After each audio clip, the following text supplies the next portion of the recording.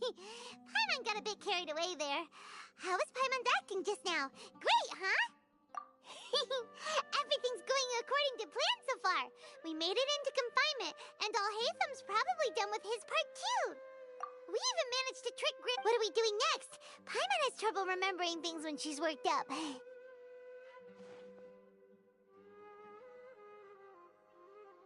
Right. Paimon thinks it went something like this. Apart from that, we still have yet another goal in the first stage of our operation, which is to send the Traveler to the confinement room. What? Why do we want to get him locked up on purpose? He's always been the person the sages are most afraid of, as well as the greatest obstacle to their successful implementation of their plan. They are very aware of the risk he poses to them. Once the Traveler is imprisoned, the sages will likely think that everything is under control. And with their guard down, the next phase of our plan will have a much higher chance of success. I can already see the pompous looks on their faces. Oh, that's a super tricky plan. But Paimon still thinks it's not really worth it. That isn't the only reason, of course. He has a more important task once he's in confinement. According to the Academia scholars in Ramon's custody, Lesser Lord Kusanali has sealed off her consciousness in the Akasha ever since she was captured by the Doctor. That way, they can't pry any more information from her. Even if we break into the sanctuary of Suristhana, it will take time to awaken Lesser Lord Kusanali's consciousness. We need to do that in advance. So our job is to wake up Nahida! Okay, totally worth getting thrown in jail for. The confinement room is inside the Academia, close to the sanctuary of Suristhana. It's a completely enclosed space, and you won't be receiving any visitors. I'll work with Ramon's scholars to make some modifications to your Akasha terminal. Once you're in, get as close as you can to Lesser Lord Kusanali and try to connect to her consciousness. However, as for whether she'll actually wake up, that will depend on our luck.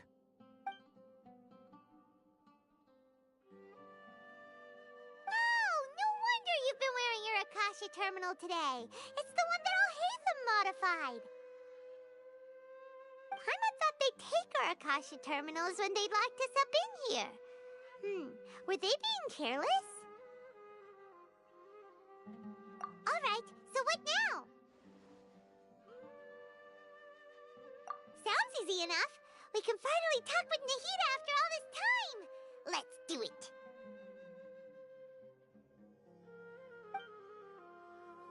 There's a light flashing on your Akasha terminal.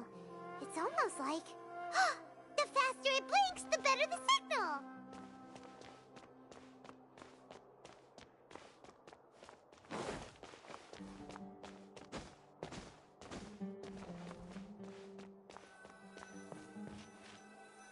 Whoa! It's Mora! Ooh, Mora! No, Paimon, we're not here to hunt for treasure! Here? No signal again. Is it getting jammed?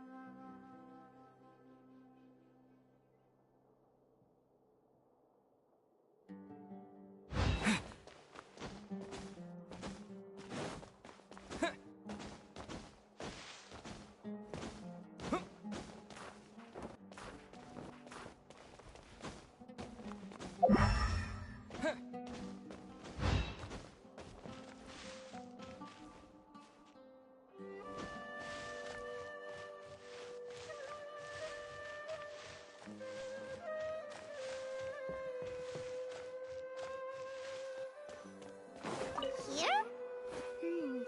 No signal again. Is it getting jammed?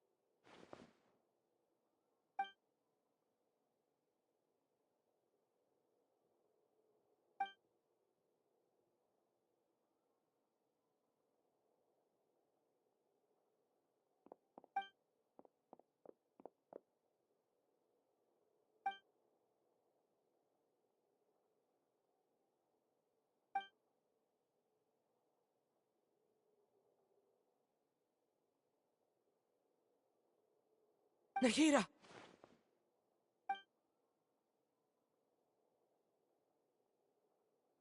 Hey, Nahida!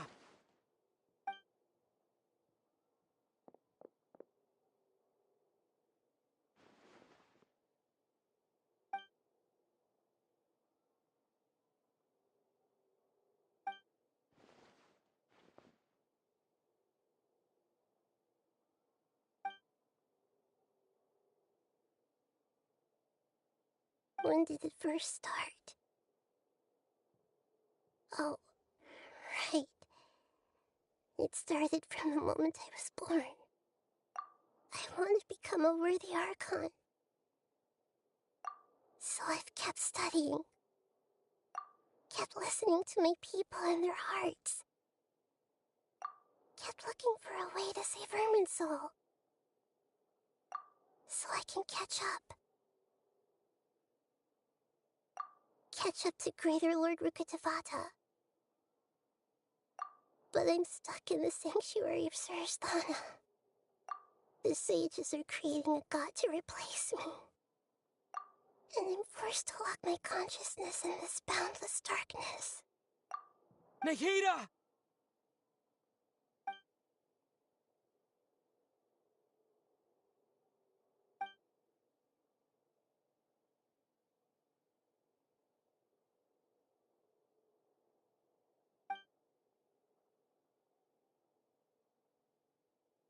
Nahida!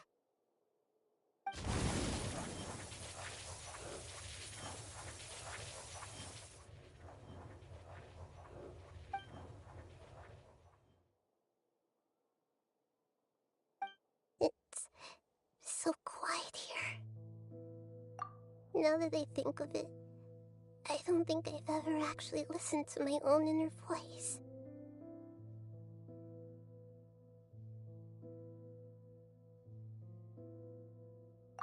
Do Archons have them? Should Archons have them? Have I been doing the right thing?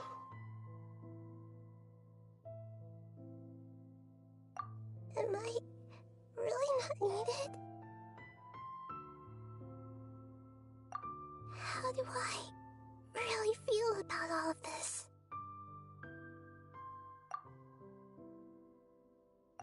It's so quiet here.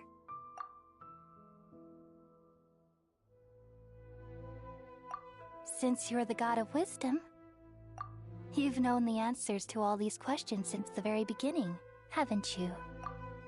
Who are you? Whose voice is that? It sounds familiar. You're right, though.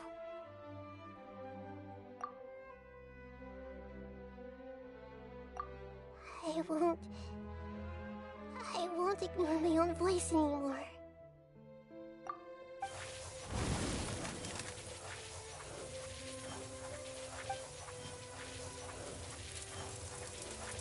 Nahida!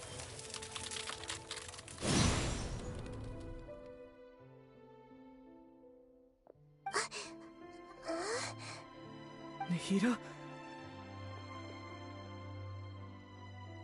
Did you wake me up? Thank you. Why are you here? We're here to rescue you. Are you alright? I'm fine. It's just... when I think of everything that's happened to me, I feel really angry now.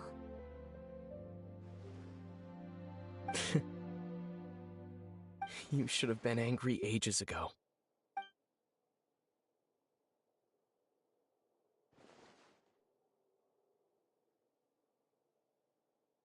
Huh? Oh, you're back! How's everything?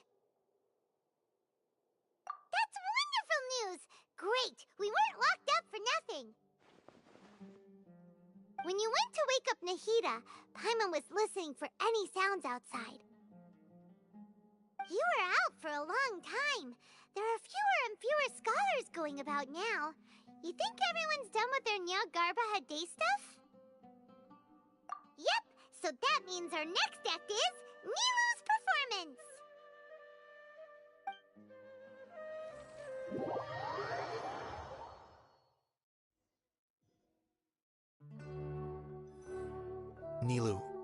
Are you sure about this? You're taking such a great risk for them. I'm sure, and I'm going. You know that I don't like to pass up any opportunity to dance, and this one is especially important. All right. You seem to have a lot of trust in them, so I won't say more on the subject. But if anything happens, the few of us here may not be able to help you. Don't worry. They've been through worse. Everything's going to be fine. All right. You know, if you really do get arrested, we'll do everything we can to get you back. Be careful, even if it's only for our sakes. Thanks, Mr. Zubair. You're so very kind.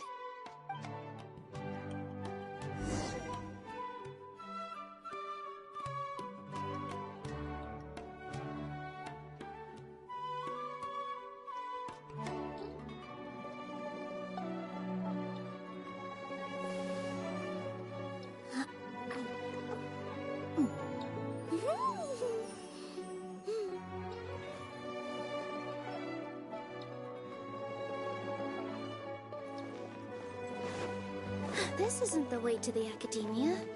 Better stick to the plan.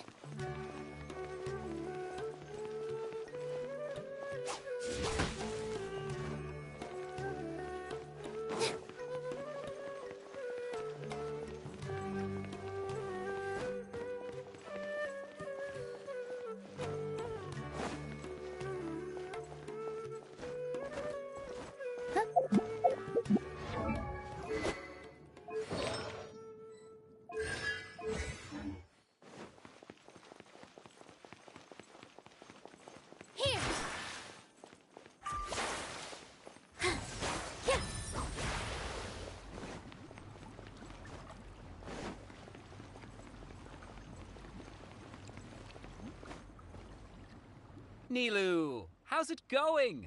Nervous? Definitely more than usual. But it's because I'm worried I won't dance well enough.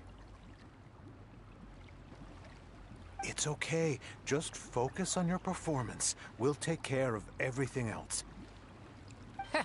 You sure know how to talk. Taking all the credit, even though we came here together to help out. Well, thank you both. I'll have to treat you to a meal after all this ends. I really, really appreciate all of your help. Ooh, that sounds great. Huh? How can we say no to that? All right, let's get back to business. Nilu, we'll be here to keep people from going to the academia so they don't interrupt your performance. I was planning on telling them something like, the Academia's been conducting a weird experiment, and some of their test subjects escaped. It's really dangerous there, so stay away. Oh, you couldn't think of anything better? Oh well, I guess it does sound like something the Academia would do. I think it sounds great. I'm counting on you guys. Don't worry, it'll be a piece of cake.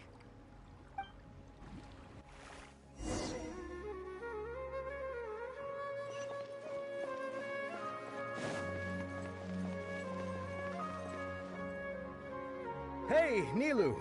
Sorry, it's great to see you, but I'm really busy right now. Our Bait People Away with Yalda Candies plan is working beautifully. Do you want some candy? We have more than we can give out.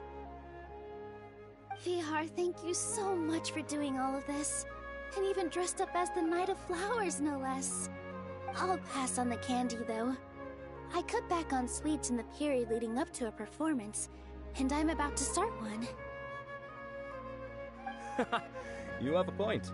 The stage is cleared and everything's ready, so you can start your performance at any time. Yeah, thanks to you. I'm really grateful. All right, time to hit the stage. You're welcome. The honor's all mine, since I'll have such a great view of the show.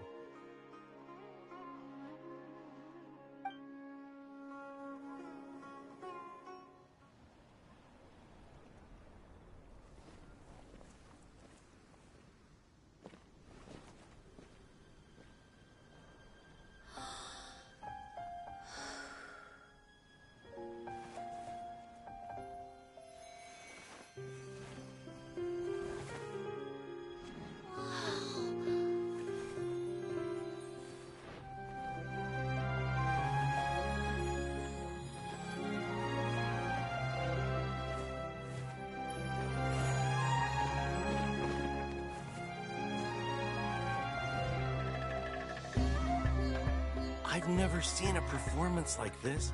This is incredible. Yeah, but I heard that public performances like these have been banned. I can't believe she's doing this here.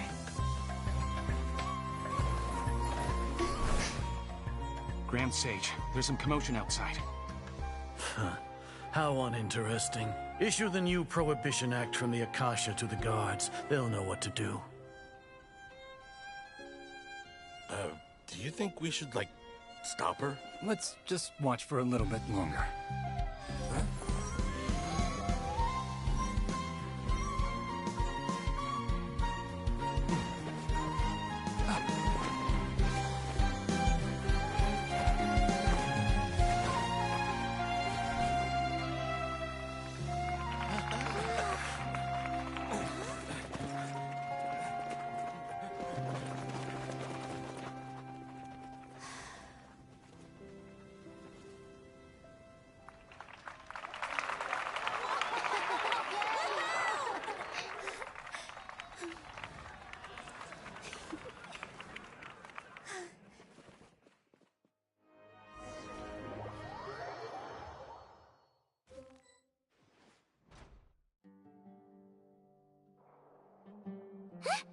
Did you hear that?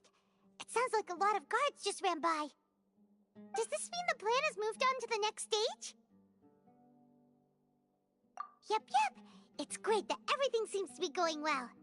Come to think of it, when did Alhaitham replace the knowledge capsule that was about to be entered into the Akasha? Oh, so that's when he did it! Paimon was too nervous to notice. Speaking of, didn't Alhaitham also yoink the divine knowledge capsule from that mercenary leader in Port Ormos when everyone else was distracted? It's a time-tested trick of his. Why are we complimenting him? Yeah, he's smart and all, but he still makes Paimon's blood boil. Let's review our plan for this stage again. It's not like we have anything else to do right now anyway, and it'll help us feel more confident. Paimon remembers that Nilou's task was supposed to go a bit like this. Now that Lesser Lord Kusanali's consciousness has been forcefully sealed, the core figures of the Academia and their guards have started to wear their Akasha terminals again. With the Doctor's technological support, they think they have nothing to fear. How despicable of them to rely on such a person. But this is also our chance. I was originally asked to draft the knowledge capsule for the Artistic Performances Prohibition Act when I was still at the Academia. It should be on the Grand Sage's desk right now, and will be entered into the Akasha during the next Nyargarbaha Day. Are they really going to stop all artistic performances? That's horrible! I'll make an identical knowledge capsule, but this time, I'll smuggle some misleading information into it. We only need to find an opportunity to switch the capsules. Once it's been entered into the Akasha on Nyargarbaha Day, if someone were to be seen performing in public, the sages would definitely use that opportunity to announce the ban, and so the misleading information will be disseminated amongst the guards. Sure sounds complicated, but it seems like if everything goes well, we'll be able to get rid of all the guards in the Academia without any effort. That's pretty clever, getting right into their heads. I just have one question. Even if we manage to get the misleading info out to the guards, how can we be sure that they'll believe it? People who are used to relying on the Akasha become less inquisitive, and their ability to distinguish truth from misinformation is significantly reduced. They will view everything the Akasha releases to them as the unequivocal truth. The Akasha will turn humans into machines. I've seen it happen many times. Yikes. Good thing I didn't wear it for long when I was working in Sumeru City. At first, I thought it was a good thing too. By the way, this plan still requires a performer, right? Do you have someone in mind? Nilou of Zubair Theater. I know her really well. We can trust her. I'm kinda hesitant to ask her to participate in a dangerous plan like this, but we can ask her in person. All right. After the guards in the Academia are gone, Then it'll be time for me and my stowaway brothers to shine.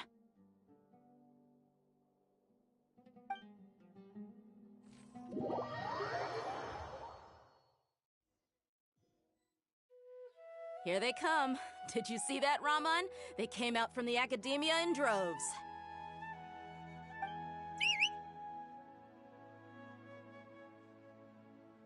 After laying low in the city for so long, this is the moment we've been waiting for. My brothers have already sprung into action. We couldn't do anything to them inside their coop, but outside the Academia, this is our hunting ground.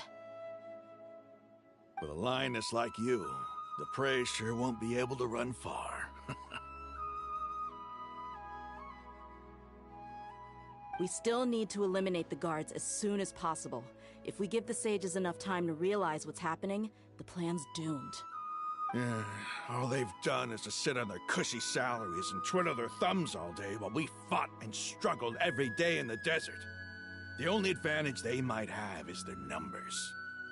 Speaking of which, most of the guards who report directly to the Six Sages belong to the Corps of 30, but they have a completely different reputation. Following those blasted sages every whim, throwing away all the principles of being a mercenary. As someone in the same profession, I'm obligated to teach them a good lesson today. Indeed, the trap has been set. All we need to do is lead them there. All right, let's each take a road and herd those scattered guards back into one place. Make sure to attract their attention. Isak will be the key. You gave such an important task to that child. Will he be okay? It'll be fine. Isak was so determined to help, so let's put our faith in him. Besides, even if he's caught, the guards would be too scared to do anything to him. They've never seen Lesser Lord Kusanali in person, after all. You've got a point. Anyway, I think I see them coming. Let's head out. Good luck.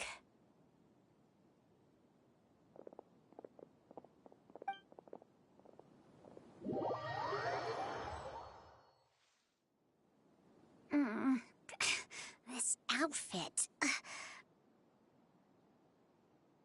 Hey, do you remember what you need to do, Isak?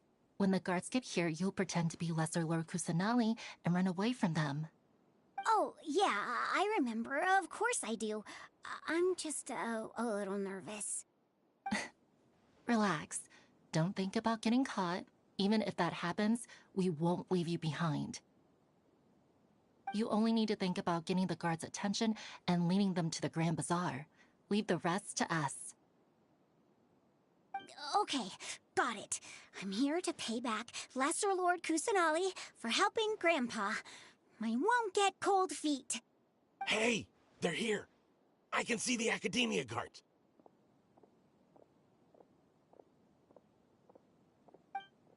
All right, it's time, Isak. Take a deep breath and go. You can do this.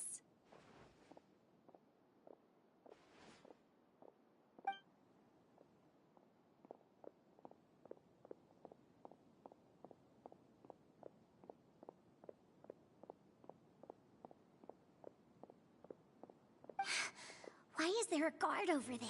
Did he already run ahead of me? This is different from our plan. But there's no time. I need to make a choice.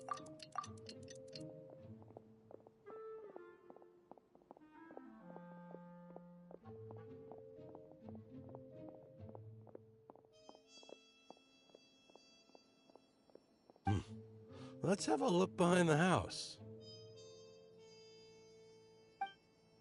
What should I do next? Huh. Looks like nothing's here. A wasted time. Luckily, he didn't check behind the The guard looks alert. What should I do next?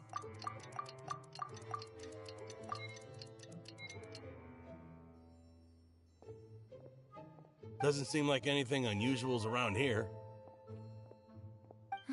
Looks like the guard finally left. I need to go.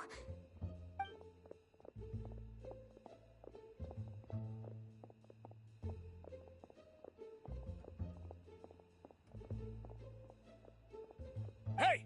Lesser Lord Kusanali is over there! Stop! What? Lesser Lord Kusanali? How did I not notice that? They found me.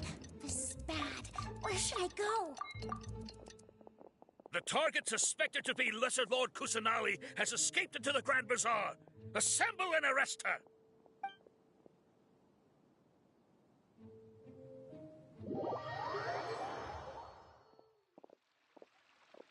Where did she go? How did she disappear? Did we lose her? Hurry up and find her! Hey, why is your team here? Didn't we say to split up our search? Hurry! Hurry! This place is... Why are you all here? Yeah, isn't it one heck of a coincidence? Everybody's here. What on earth is going on? I suppose that's all of you? Who are you? Did you set us up? What are you planning? Phew, that was rough. I almost got caught.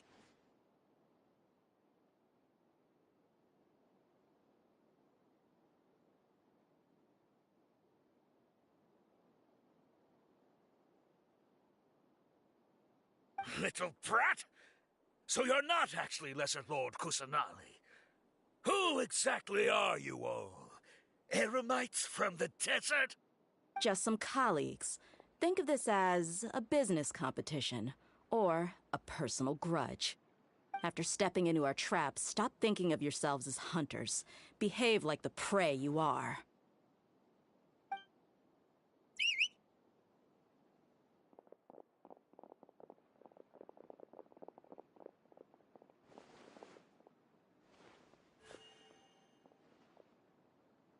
An ambush? How's that possible?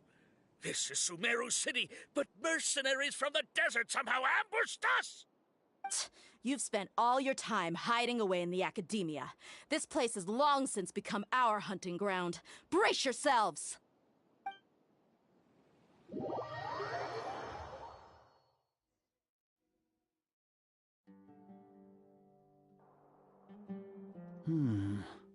This is odd.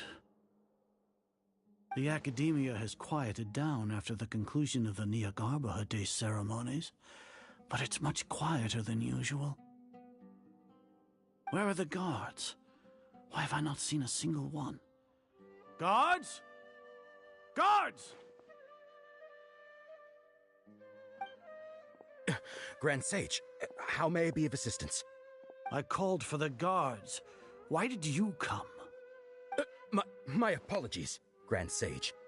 Right now, all Academia guards have entered the city to perform the ordered arrest. I thought you knew. Arrest? Who is there to arrest? I have an ominous feeling. Arrest Lesser Lord Kusanali, right? Is that not what the order was?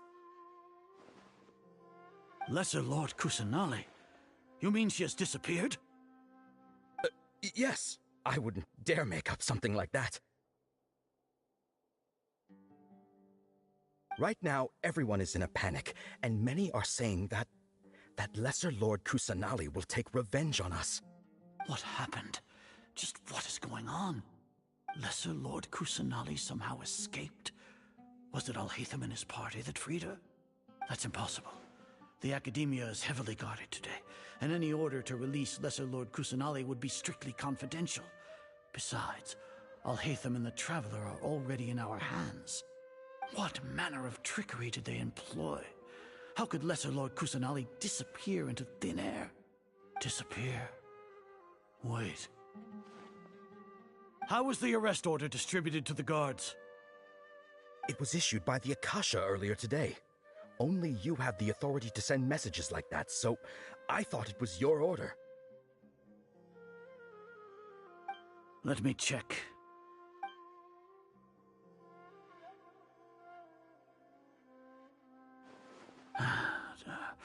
Here. Lesser Lord Kusanali has escaped from the sanctuary of Suristhana. Go to the city and arrest the escapee immediately. The Akasha indeed contains this information, and it clearly appeared in my mind. How did they bypass my permissions to issue this kind of message? Was it the report about the Traveler that Alhaitham submitted? No. I specifically checked that knowledge capsule before entering it into the Akasha. Could that have been a red herring? Well, even if I figure it out now, it won't make any difference. The important thing now is to confirm Lesser Lord Kusanali's status. Have you been to the sanctuary of Surasthana to confirm that Lesser Lord Kusanali has indeed escaped? Confirm? No, I haven't. It may be a bit offensive to say this, but Grand Sage, what you're saying doesn't make any sense. How can the information in the Akasha be inaccurate? What the Akasha decrees is fact. That is common knowledge to all of us. If we have to confirm the information and knowledge from the Akasha ourselves, then how is that any different from us learning that information ourselves? Wouldn't Greater Lord Rukkhadevata's legacy lose its meaning that way? In the beginning, it was I who asked you to believe in the Akasha, to believe in the legacy left by Greater Lord Rukkhadevata. Are you trying to use my words against me? No, Grand Sage. I'm merely confused because I believe in you. I never meant to refute you. Stay here and see if there are any suspicious people around. I'll go to the sanctuary of Surasthana on my own. Yes, Grand Sage.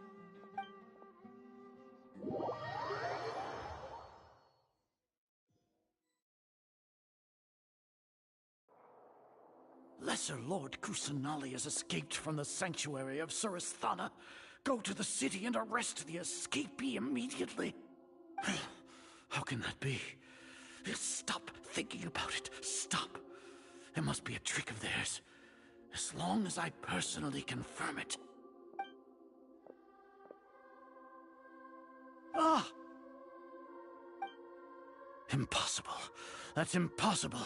There must be something wrong with my eyes.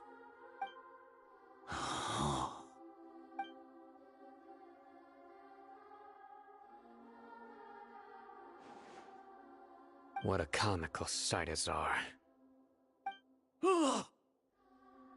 Once the Akasha has put certain thoughts into your head, even the Grand Sage can no longer see what's right in front of him. You all can only see the world in your mind, the one you think you know. And precisely because of this, you disregarded Lesser Lord Kusanali's existence. She has been a wise and worthy Archon. Sino, have you been waiting for a chance like this? The Akasha predicted that you would return to the Academia to confront me, but I didn't expect it to turn out like this. I was careless. No, you were blinded. Your faults stem from your reliance on the Akasha. You're still the same as always. I truly did not expect a proud person like you to cooperate with Alhaitham and the Traveler. People change, Azar. Admit it. The Akasha can't predict my actions anymore. Then tell me, what have you found during your investigation? You want to buy time? This is the sanctuary of Surasthana. Under your own regulations, even Academia staff are forbidden to come here. No one will come to save you. As for the investigation, I've at least confirmed that you are guilty of insurgency against the Archon. A serious crime. So what? Did you do all of this so I would plead guilty in front of you, General Mahamatra? No. I want you to plead guilty in front of the Archon herself. You once said that I had no standing to judge you. So now, how about judgment in the name of a god?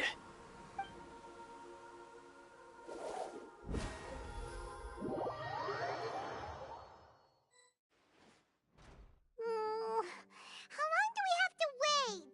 Paimon wants to know how things are going out there. Paimon hasn't heard any sounds outside for a while. Hopefully something bad didn't happen.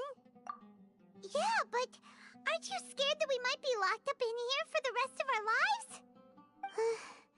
Thinking about it, at least Paimon has you. We could still chat like this. When Paimon thinks of Nahida being imprisoned alone in the sanctuary of Surasthana, Paimon can't help but feel sorry for her.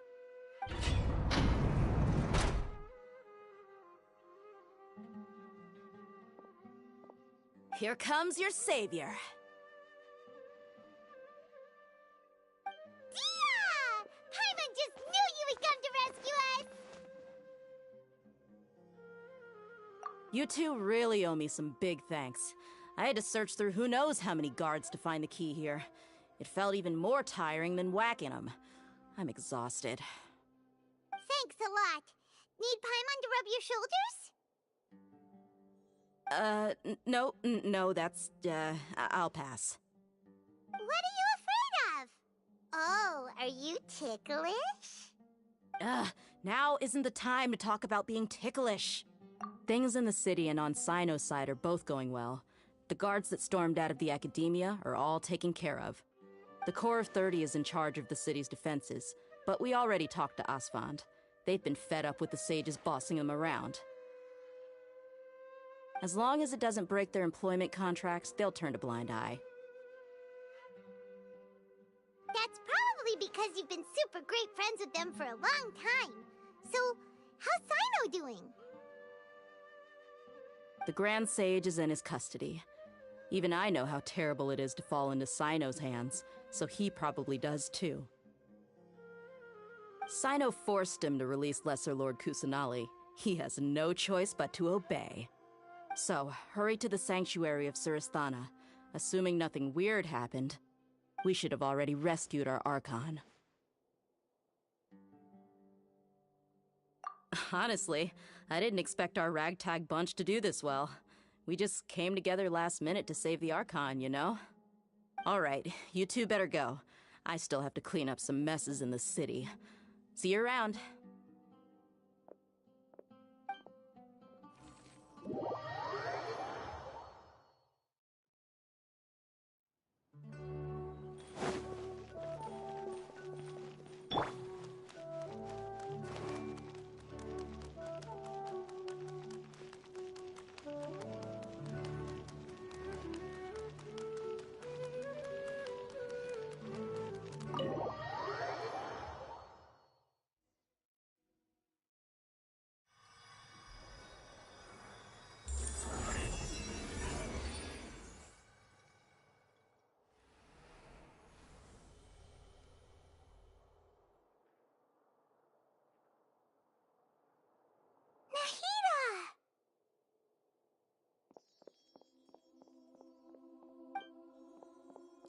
Should I say it's nice to meet you?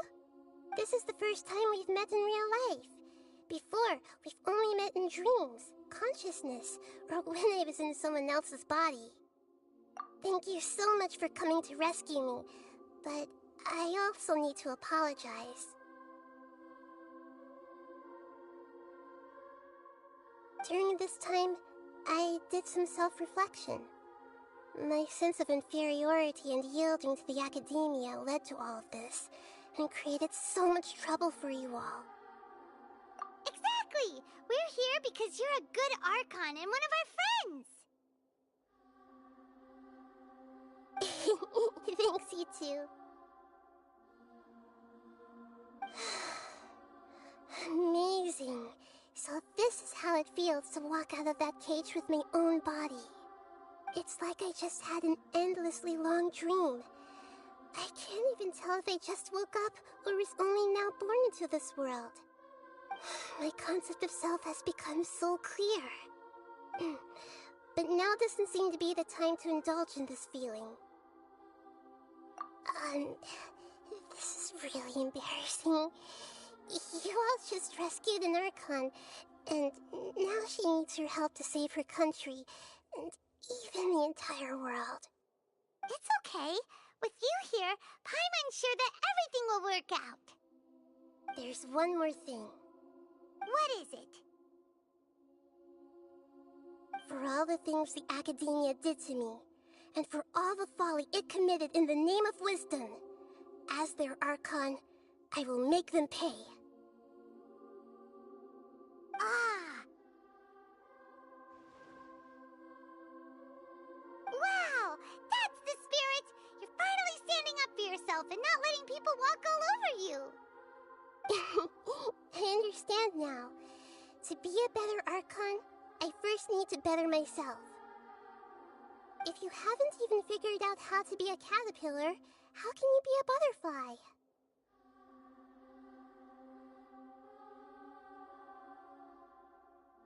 Yes, true.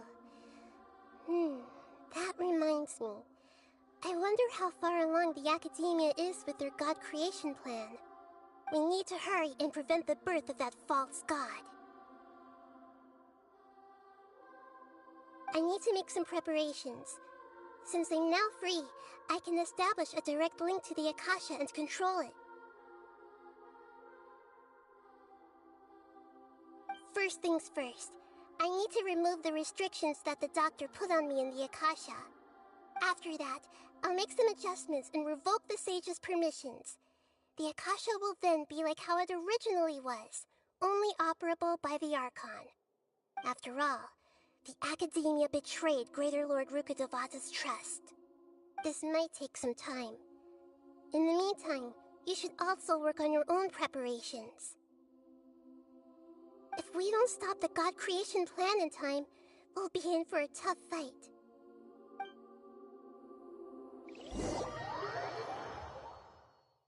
Might as well prepare for a fight. When we're done, we can take a walk around. After...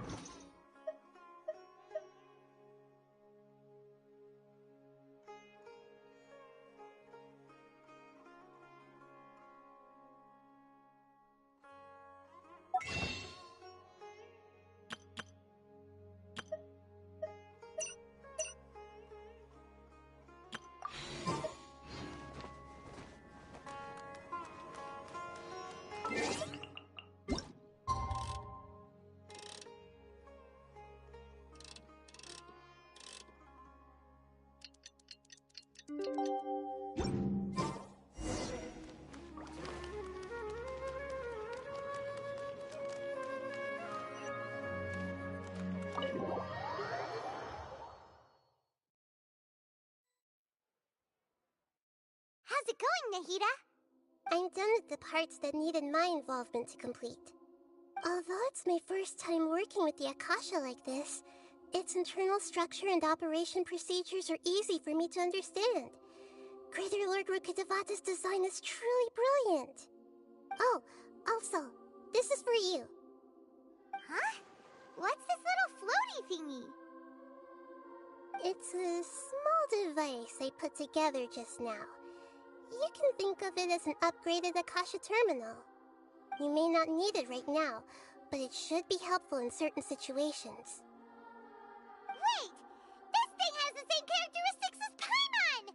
We're both small things that float! Oh, all the things that make Paimon special got copied! When Paimon appears with the Traveler from now on, people won't remember Paimon because she isn't unique anymore! It's alright, Paimon. It can't replace you. It's only a flying device, but you're the Traveler's irreplaceable friend. You're so good at comforting people, Nahida. If only the Traveler was as smart as you.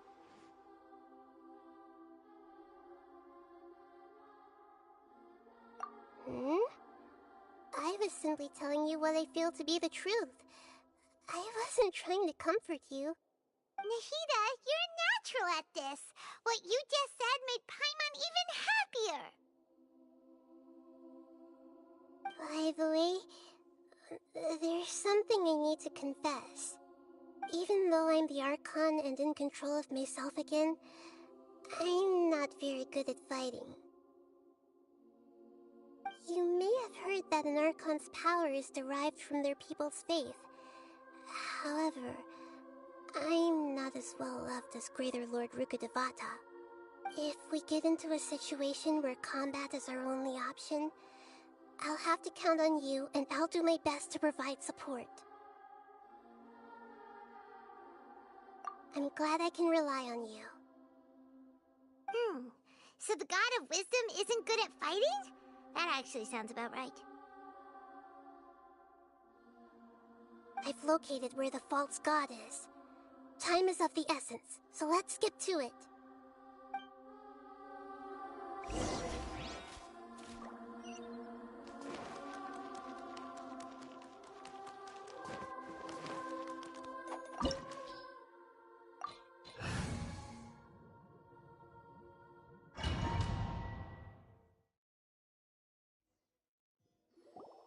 What is this place?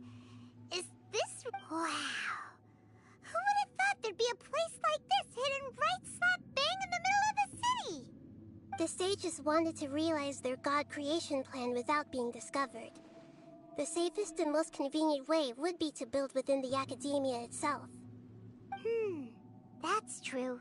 They were already hiding one god, so why not two? Judging from the structure here, the project is a huge undertaking. The sages really saw the god creation plan as their ultimate goal. But this place doesn't look like it could have been constructed by the academia alone. The Fatui under the doctor sure didn't hold back. They provided a lot of... Yeah, or else they wouldn't have been that generous. Is that it, though? I've always felt that this doctor is different from the academia sages. He doesn't seem to share their sense of urgency.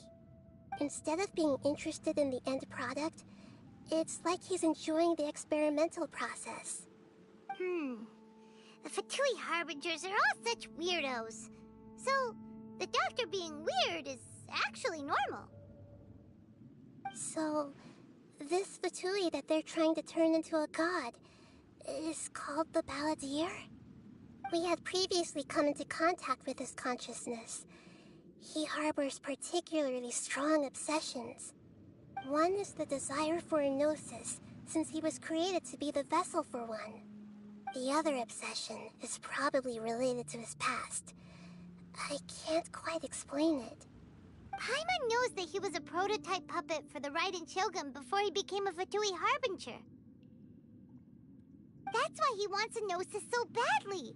There's no way he'd willingly be a test subject. Not with that temper and ego of his. It sounds like you know the Balladeer quite well. I see. Tell me more about him and what he's like. The more we know now, the better we can plan for and react to any future situation.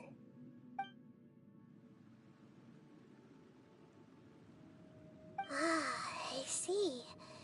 How fascinating. Alright, time to go. Let's get through here and meet him in person.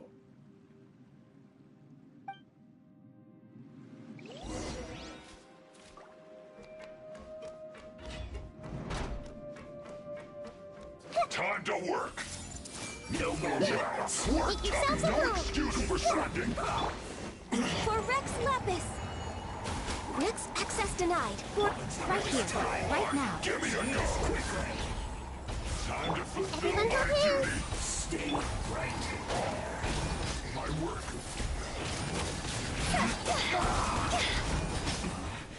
This isn't good.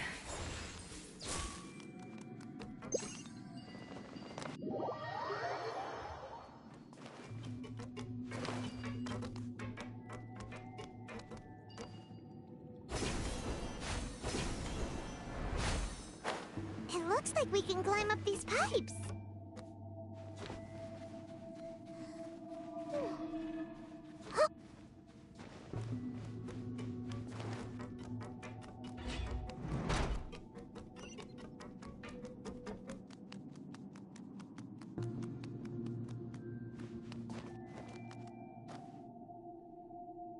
The pattern on the ground seems all messed up.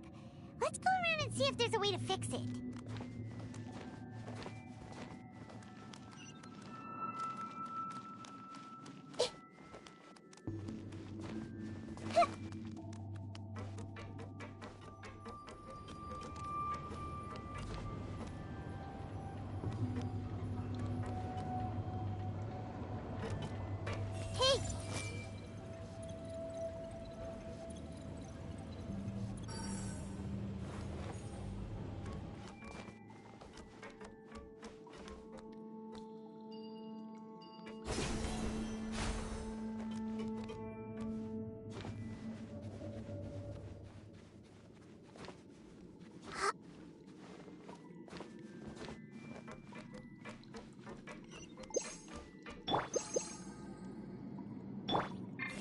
everything! No more words.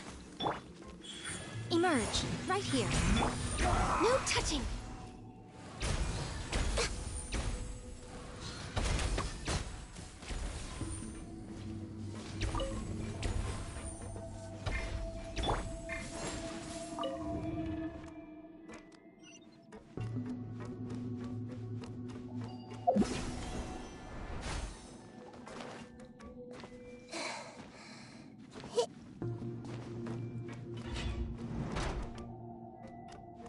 You'll get Everyone hold frostbite. hands! Frozen. Emerge, right here, right now.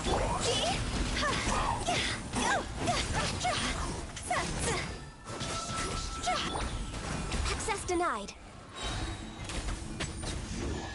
Can't run from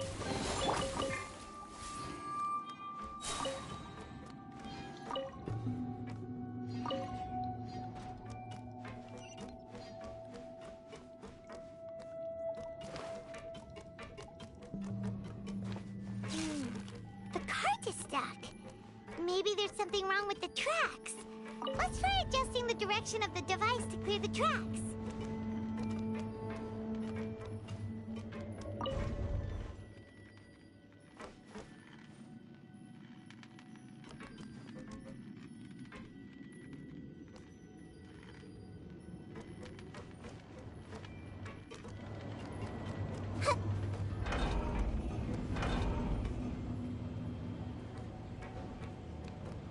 Hey!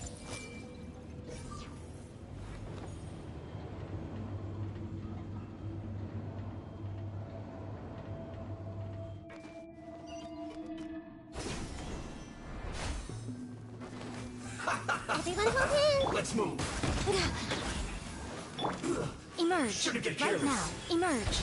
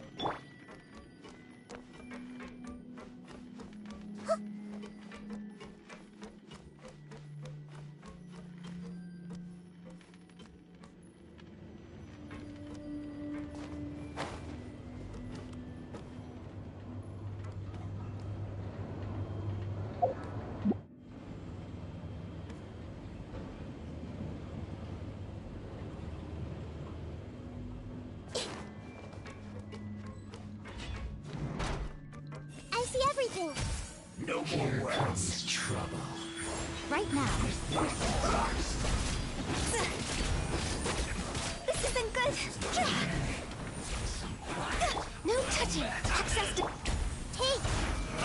You can't run! Well, I miscalculated. I see everything! Emerge, right here.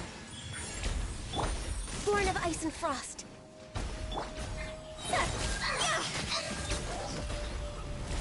Cross over!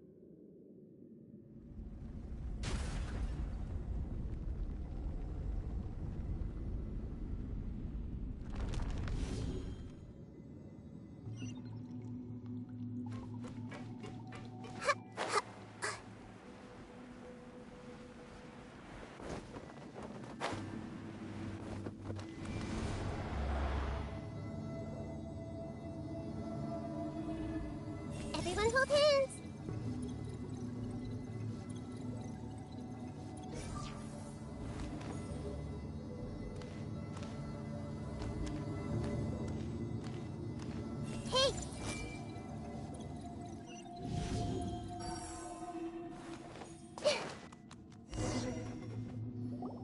Looking at its operational status, we must prepare for the worst. The god they wanted to create is likely close to completion or already completed. Oh no! What should we do? Paimon can't imagine how hard it would be to fight against a Fatui Harbinger with a Gnosis. Are you nervous, Paimon?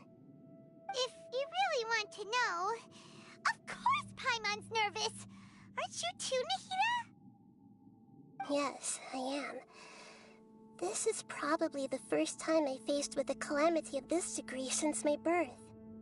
I feel not just nervous, but curious as well. Curious? Curious about what? Curious about our fate. To me, everything we perceive in this world, everything we learn, and everything that happens to us is considered knowledge. And if it's a form of knowledge, then it can be understood. However, only fate is about that which has yet to occur, so it has always drawn my curiosity. So to me, fate is the ultimate knowledge.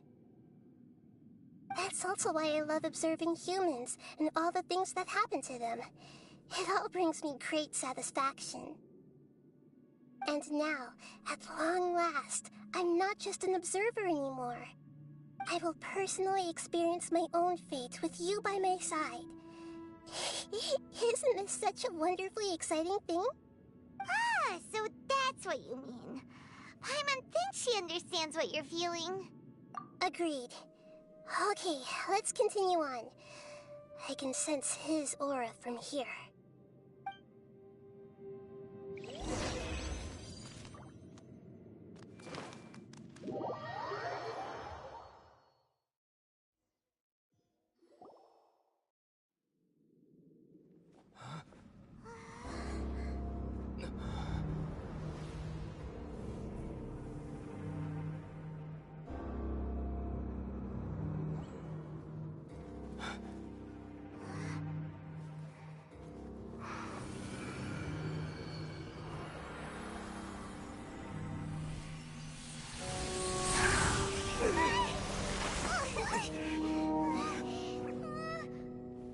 Who would have thought the world would be so eager for my birth? I remember you, Booer, the god of wisdom, and standing beside you, the traveler. Is he all-knowing and powerful now like Greater Lord Rukkhadevata? No, I can't feel the same kind of divinity I felt from the Greater Lord. It seems that the sages didn't get the chance to infuse the divine knowledge capsules into him. But even still, he has undoubtedly become a true god now. So we're too late? The Balladeer has already become a god? The Balladeer. A long bygone title. When my spirit ascended to divinity, I felt as if I had existed for the same number of epochs as heaven and earth. Looking back, the existence of what once called itself Kunikazushi appears infinitely small and ugly.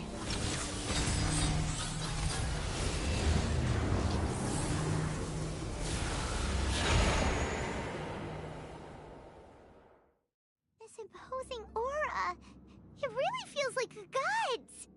A body that capitalizes on the Balladeer's original construction as a mechanical puppet, with the Gnosis serving as a constant power supply. How much effort and resources did the sages put into this? From a purely technological perspective, it's a commendable achievement indeed. It's no exaggeration to say, this is the culmination of human wisdom. You sure are something! Dishing out compliments at a time like this? But I don't think he's reached the spiritual height of a god.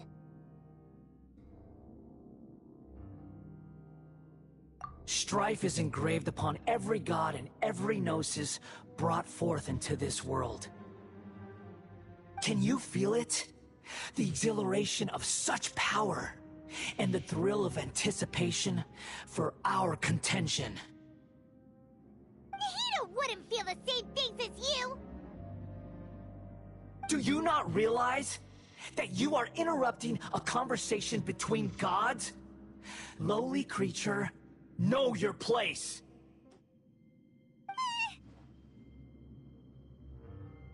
The strife engraved upon a gnosis. You're talking about the Archon War. Tevat's current peace was not easily won. I didn't personally participate in the Archon War, but the way I see it, all those losses were meaningless, driven by the demands of the laws. There's no point in bringing it up again. Is that so? Yet I am deeply disappointed that I was never allowed the fortuity to personally participate in the Archon War. This is a first. Encountering a god in this world who does not crave power. No wonder your own people have abandoned you, God of Wisdom. Your judgment is as your existence, unsubstantial. This is where everything ends, Booer, the God of Wisdom. You should know that wisdom cannot solve every problem.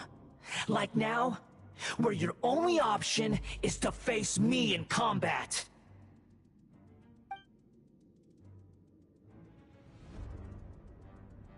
Come! Let us reenact a scene of the Archon War. Come and inaugurate my birth as a god.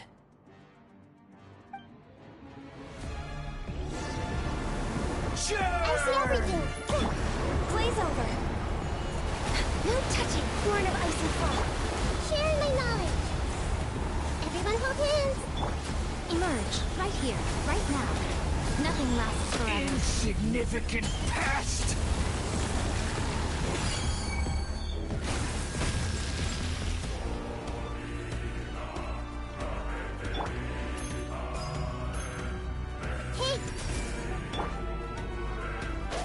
My endless cycle begins! Right here, emerge, right now. No touching, access denied.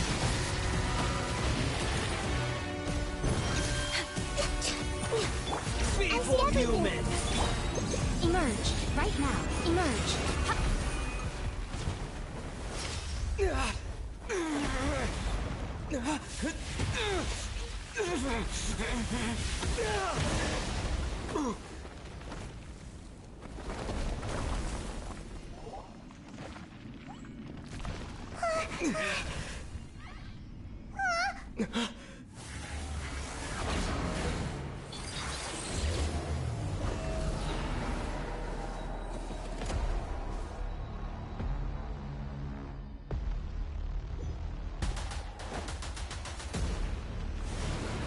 Tremble!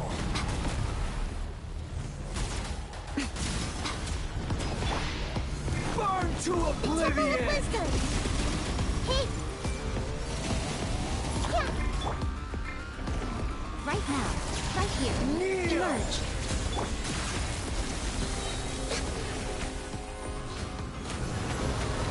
For Rex Lapis! We're way behind schedule.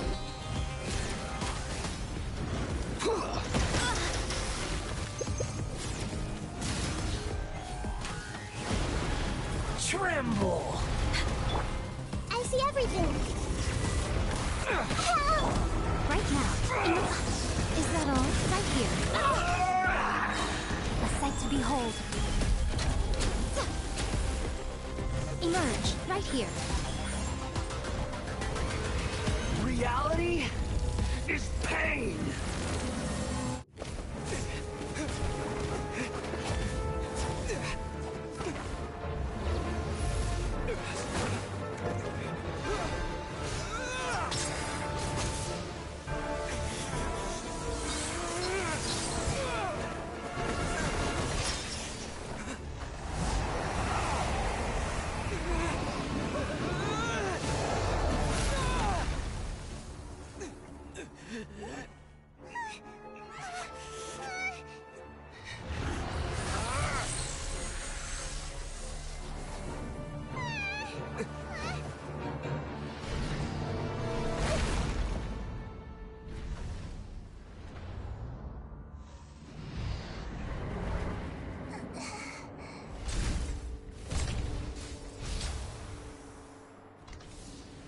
This is supposed to be a battle between gods, yet you choose to hide behind a mortal.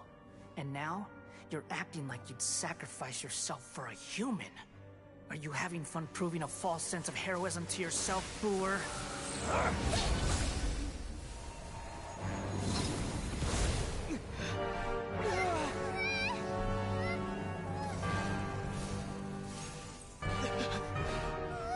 The data collection is almost complete. Do you even know how many times you've tried to take my gnosis from me?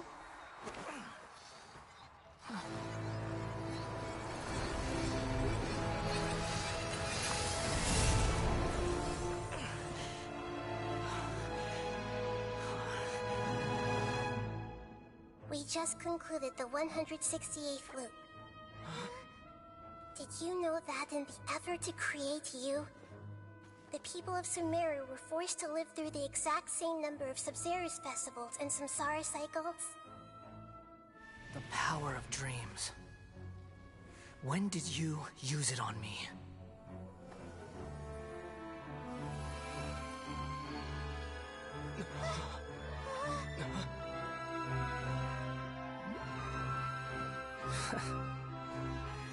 You can't even defeat me in a dream. What do you hope to achieve with this little trick? Come, Traveler. Just like before. Allow me to awaken the memories in your dreams. All that battle experience! It's more than that. Compile everyone's wisdom in the name of the Archon. That is the original function of the Akasha. I've sent everything that happened just now to the people of Sumeru in the form of knowledge. I've asked them to help you find a way to defeat the false god.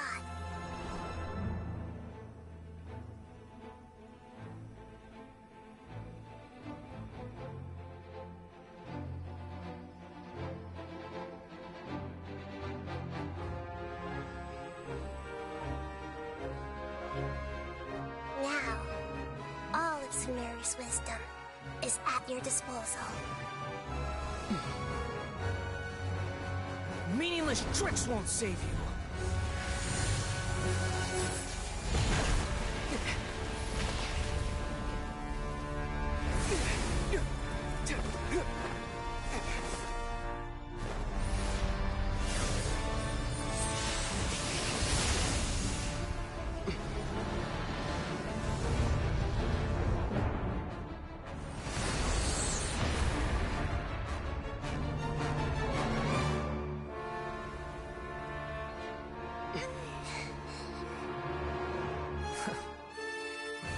Are you done with your tricks? Can I finally take this as a real battle between gods? I'll leave this to you, the first sage of Booer.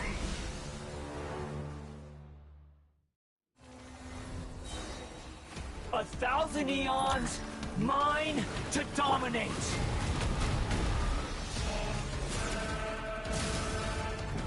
This is long overdue. Burn to Lord of oblivion! Ice and Frost. Make yourselves a move. Right now. Emerge. Kneel!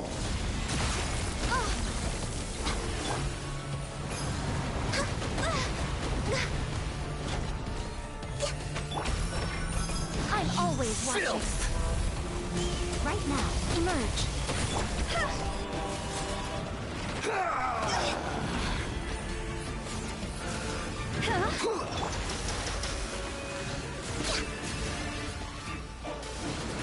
Tremble!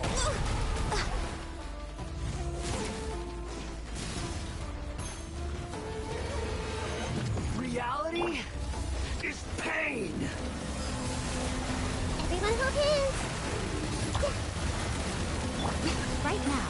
Emerge. Right now.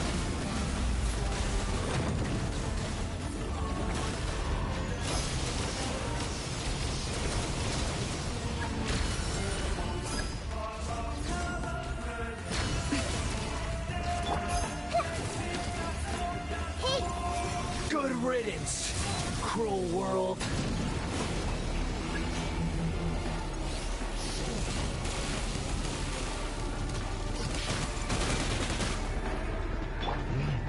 Don't touch him!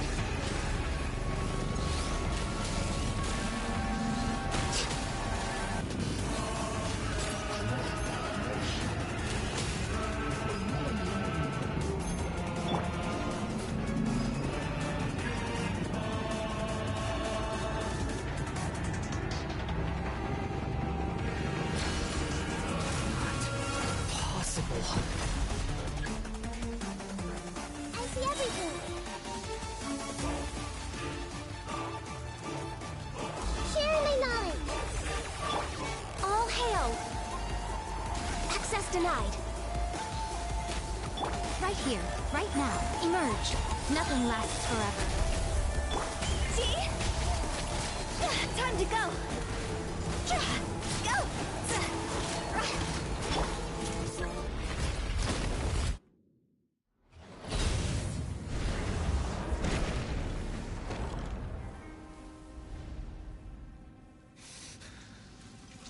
Humans. Filthy humans.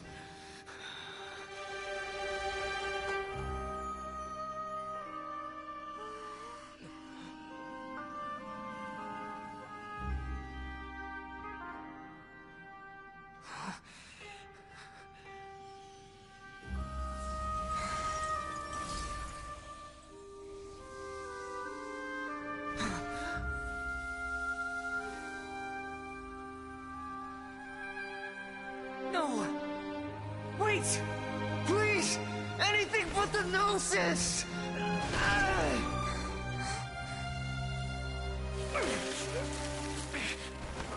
That's mine! Don't even try! I'll never go back!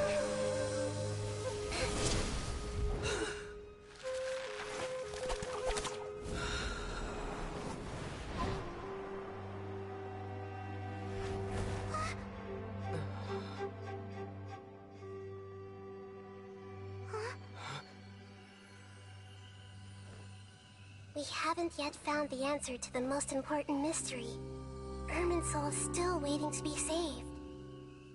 With the power of another Gnosis, we may now finally understand the last memory of Greater Lord Rukkhadevata.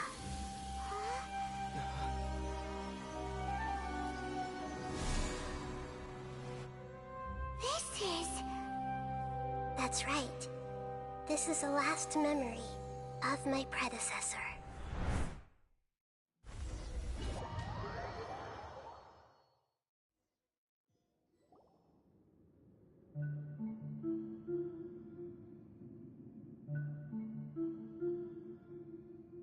Huh.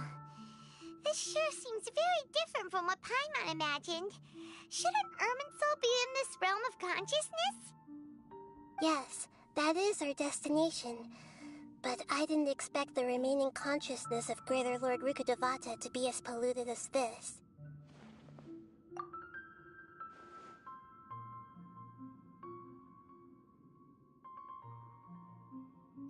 Forbidden knowledge? It seems you know about a concept that even I don't completely understand. Could you tell me what you know?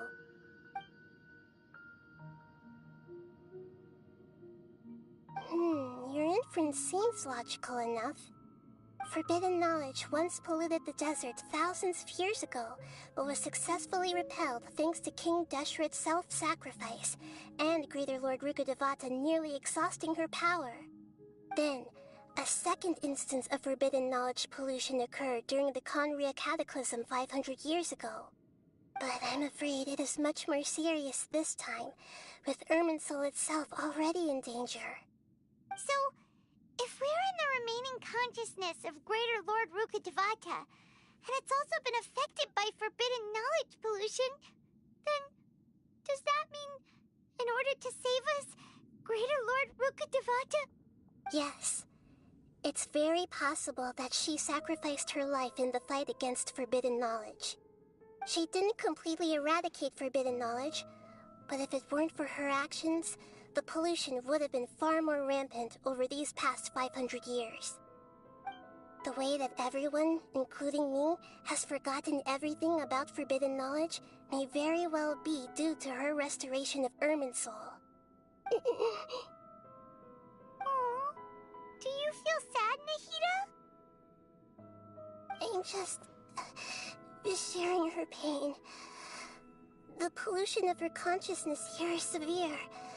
There is madness, chaos, and pain all around us. Did she fight to resist the forbidden knowledge pollution in such terrible conditions, all the way up to her last breath? She even used her last remnant of lucid consciousness to leave a clue for us to follow.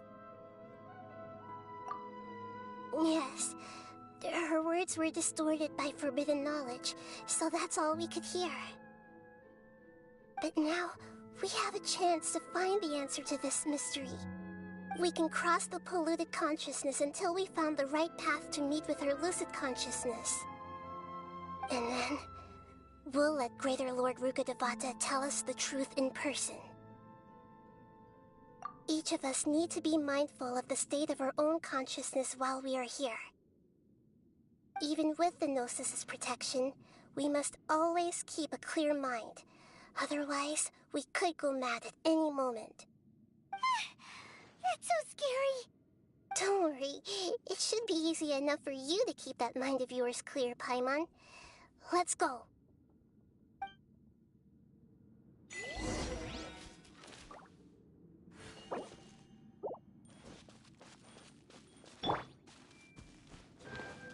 Are we in the air?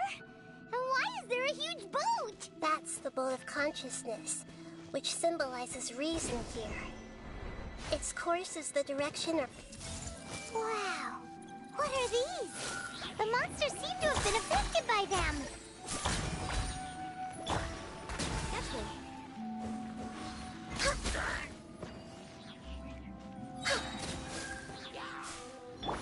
Hey! Right now, right here. Emerge. Born of ice and frost. No touching.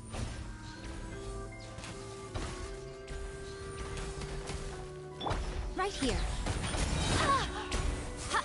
A sight to behold.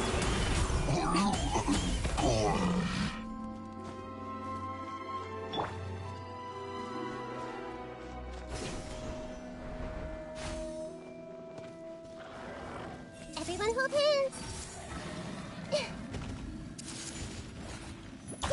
Make yourselves at home.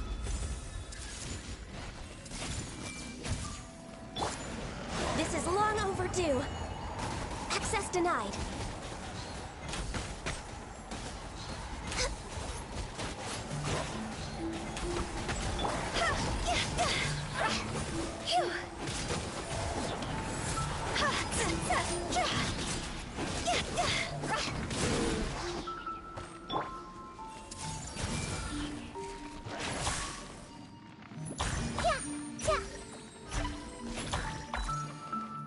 I see everything. Stop fighting. Born of ice and frost. Nope. Everyone hold Look! A four-leaf sigil has appeared in the sky!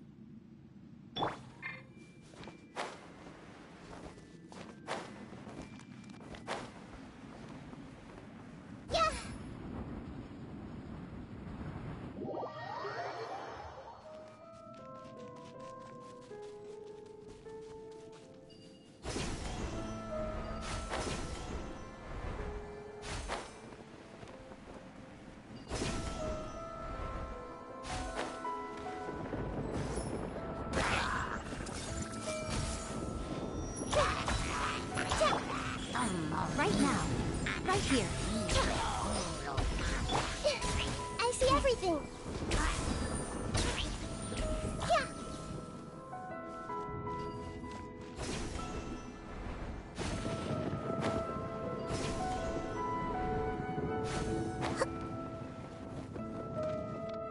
Everyone hold hands.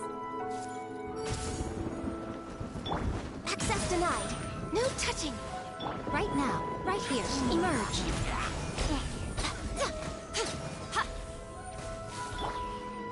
Access denied.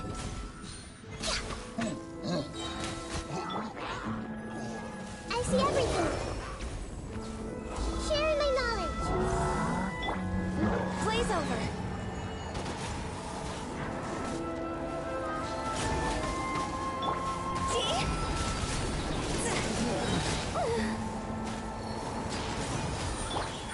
Emerge, right now. Nothing lasts forever.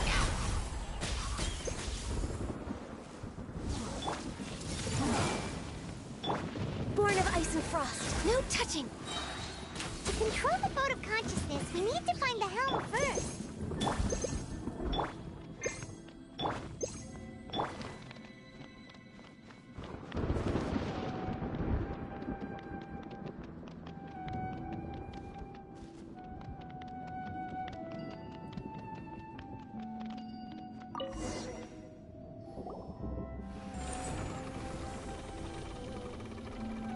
We changed direction. Are we still going the right way, Nahida? Mm-hmm. Judging from the current route, the boat of consciousness will soon take us out of here.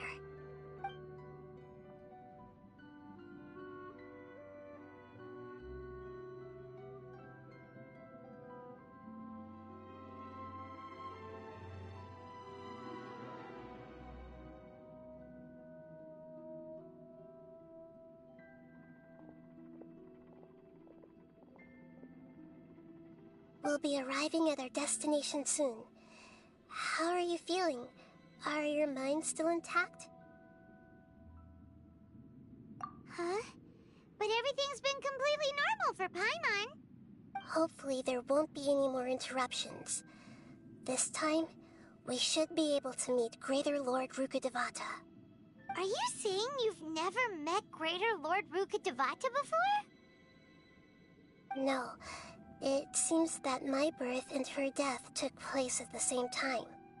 Otherwise, I think she would have given me a little more guidance, and I could have done a better job. Hey, you've done a great job, Nahida. Let's get out of this creepy place and go meet her.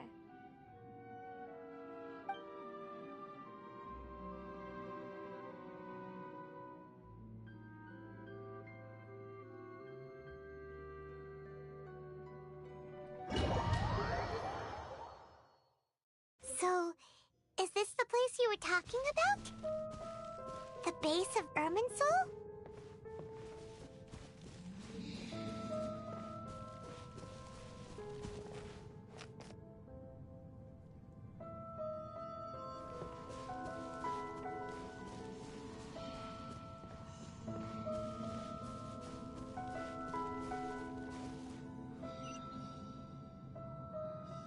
Well, this is the place.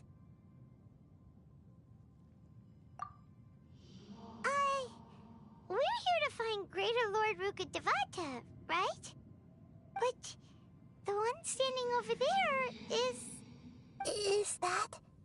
me? She looks exactly like me.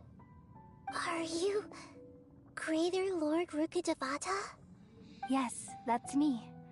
Are you surprised by my appearance? Irminsul and the surrounding lands have been reproduced here as they were years ago. But this is just a realm of consciousness. We are manifestations of the same nature. Hence why we would appear exactly the same. We're of the same nature? Why? Because you are me, and I am you. You are me in the new samsara. The new samsara? As Greater Lord Rukkhadevata, I'm the avatar of Irminsul, and you are the purest branch snapped from Irminsul. Imagine it this way. Even if a tree dies, its branches will eventually take root and grow, continuing the tree's life in another form. I'm merely the remaining consciousness of Greater Lord Rukkhadevata. The real me has presumably died a long time ago.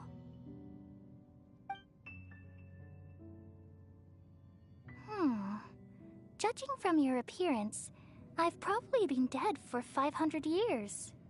But you're finally here. My new self in the samsara. If this is true, then am I going to be a great Archon like you someday? Though we share the same nature, our fates are bound to be different. All things have their own fate. When a branch grows into a mature tree, it won't be the same as the original tree. That's why fate is the ultimate knowledge, isn't it? That's a great insight. Yes, very good. It's also precisely why you won't become like me. Really? But perhaps you may become an even greater Archon than I.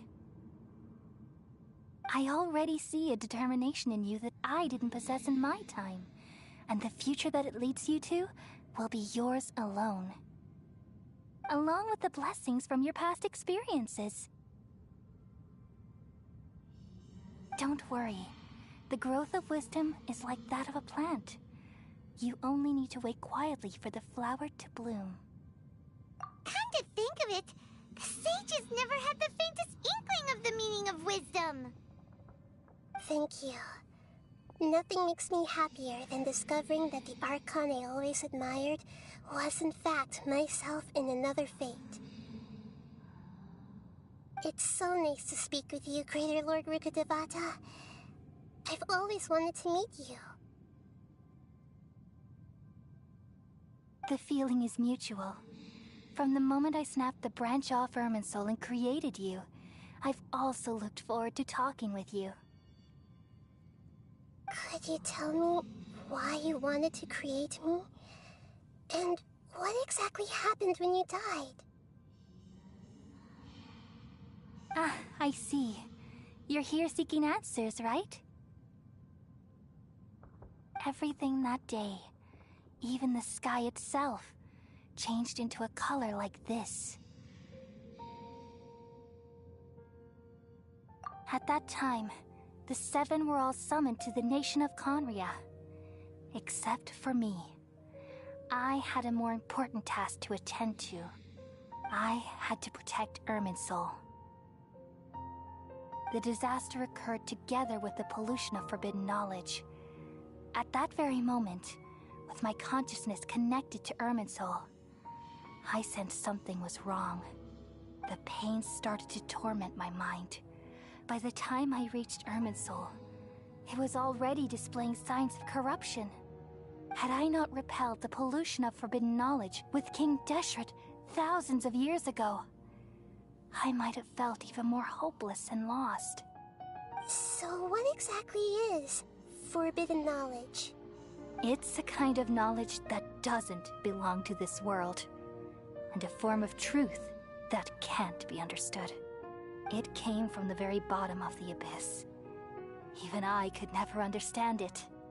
The world is constantly rejecting it, leading to all kinds of bad phenomena. If we allow forbidden knowledge to pollute Irminsul, I'm afraid the entirety of Tevat could fall apart. So, there's knowledge that even the God of wisdom can't understand? At that time, I knew I couldn't repel the forbidden knowledge with my strength alone. Which is why I created a device that compiled human wisdom and named it the Akasha. It's truly the world's most amazing invention. Thank you. For a long time, I thought dreams were the fruit of human wisdom. Though it was selfish to do so, I borrowed people's dreams using the Akasha. Then I compiled their wisdom and all of my own power. Well, did it work? Thanks to the wisdom of the people of Sumeru, almost all the forbidden knowledge was cleared from Irminsul. But things didn't go as smoothly as I thought. I had a terrible headache, which gave me an uneasy feeling. And then I remembered that my consciousness was also connected with Irminsul. It brought me knowledge and wisdom, but vile corruption as well. From the very beginning, my existence had been polluted by the forbidden knowledge. Oh no. How could that happen? I've experienced that pain in your consciousness. It must have been a horrible experience. Yes, but my feelings weren't important. The important thing was that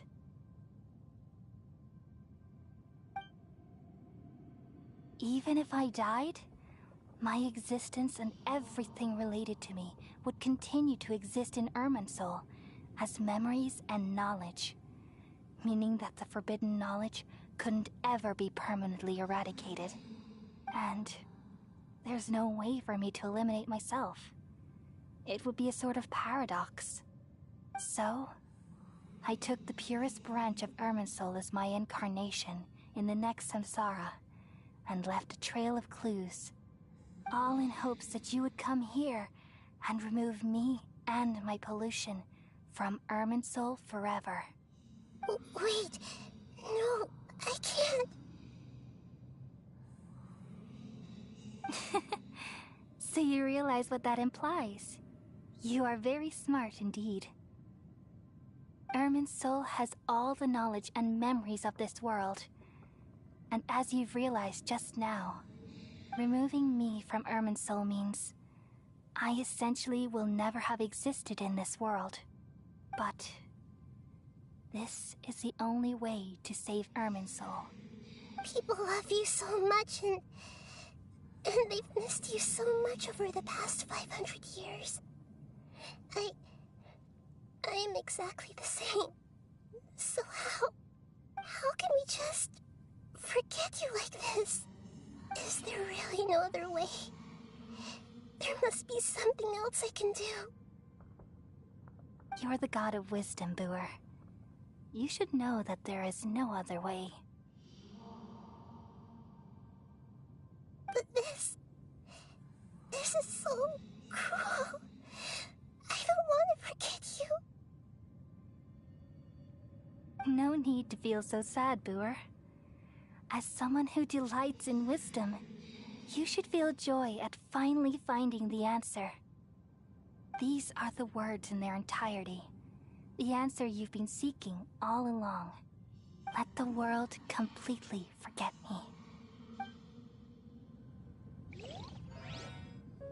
We all nestle under the great tree of wisdom, peering out to perceive the world.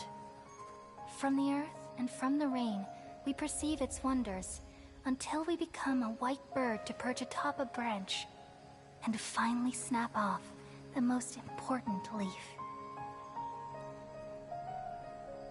Once upon a time, I alone dreamed in this world. In my dreams, everybody would also dream after they fell asleep. Wild and wonderful thoughts would emerge from their minds. Some tumbled to the ground, and others floated to the sky, connecting all things in the world into one dazzling net. Among a plethora of worlds were numerous smaller worlds, all of fate, finding within the tapestry their brilliant glow. I gradually understood that these indescribable and constantly changing things are the most profound things in the world. Only they can completely repel the madness. Only dreams can awaken consciousness from the deepest darkness.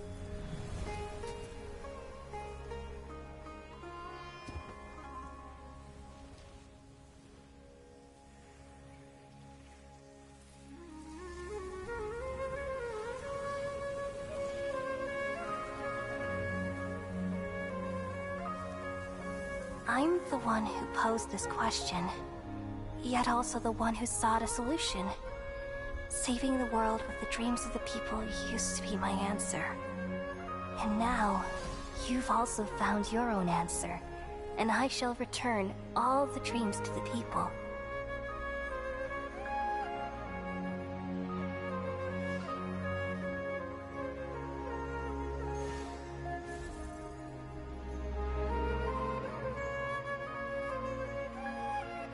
Goodbye, people of Sumeru.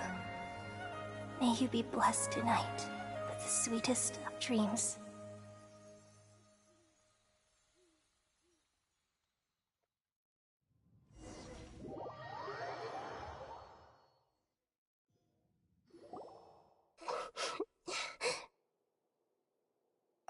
I'm alright. I'm just a little confused. We've just saved the world, right? So why am I crying? I don't know where this feeling inside of me is coming from, but I feel very sad. Just now, we used the power of two gnosis to successfully connect with the Ermin soul consciousness from 500 years ago. Then, we removed the remaining pollution from Merman soul. Yeah, what's wrong? Weren't you there just now?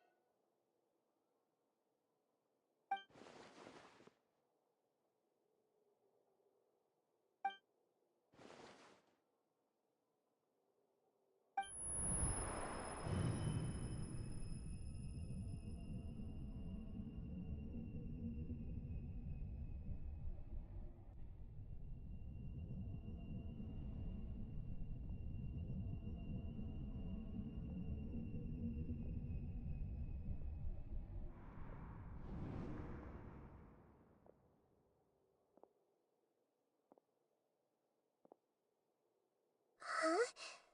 That sound. Traveler! Paimon! I've been waiting here far too long. But finally I have the chance to be alone with you. All the precious time I wasted has finally paid off. The doctor! What have you done?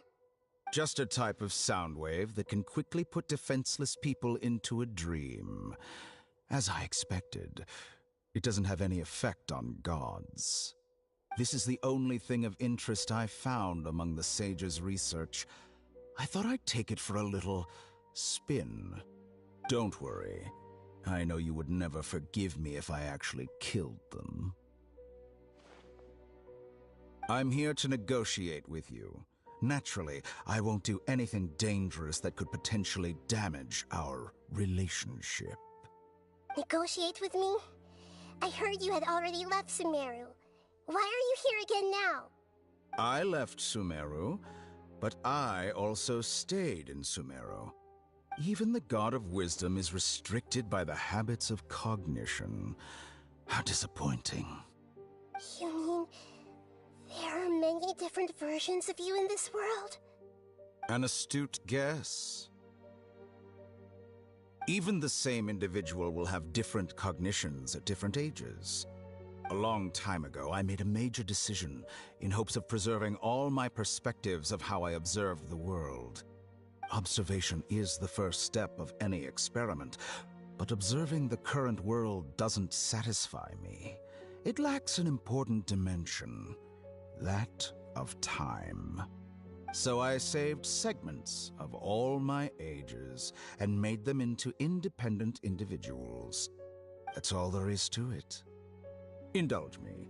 How does the God of Wisdom find my method of seeking knowledge? It's an insult to the very concept of life. Life inherently has many rules and restrictions, each with its own significance and reason to exist. It can't be broken on a whim. Good. Amazing, even. Indeed, it's difficult for humans to make peace with themselves, not to mention oneself from a different period. Since you were in the academia, why wait until now to show up? You could very well have stopped us and helped that fake god. Simple. Let me ask you this. Would any staff member ever help the subject in the middle of an experiment? It was my experiment, so why should I interfere with the results? The Academia saw the plan to create a god as their ultimate goal, yet you only saw it as an ordinary experiment. You really are crazy. If the experiment succeeded, you would have had a new god on your hands. How would you have faced your own god then? Would you still take the same stance? Would you still hold the same view of yourself? I'm first and foremost a scholar. These results should be left to the judgment of the hypothetical me confronted with that outcome. But you're right. And that's exactly why I'm disappointed with the conclusion of this experiment. As an individual, you don't have any sense of belonging. You seem to have even fewer convictions than a typical scholar. Oh no, I certainly have my own convictions. They just don't fit your standards, that's all. All right, that's enough conversation for today. The experiment is over, and it's time to tidy up the equipment and reclaim any useful materials. For example, the Gnosis. Lesser Lord Kusanali, you're an intelligent Archon. I'm sure you understand the disparity in our combat abilities at this time. Besides, you have no way to use that Electro-Gnosis in battle. Didn't you say you were here to negotiate with me? Somehow, it's starting to seem like you intend to take it by force now. I'm merely stating a fact. After all, I'm also a scholar. Naturally, I hope to show proper respect and dignity to the God of Wisdom. Your hypocrisy is built on absolute confidence. I understand your scheme, but... what if I were to destroy the Gnosis now and awaken the heavenly principles? Awaken the heavenly principles? Do you think that's really possible? The heavenly principles have been silent for many years, but the Gnosis are symbols of their control over Tevat and all the laws. Will the destruction of a Gnosis attract the attention of the heavenly principles? And if so, how do the Fatui plan to deal with the consequences? Do you dare to gamble such a possibility with me? Gamble? How surprising. I thought you would show evidence or use rigorous reasoning to prove your point. The word gamble is the last thing I expected to hear from the God of Wisdom. But this is a clever move. You must have seen through me when I first captured your consciousness.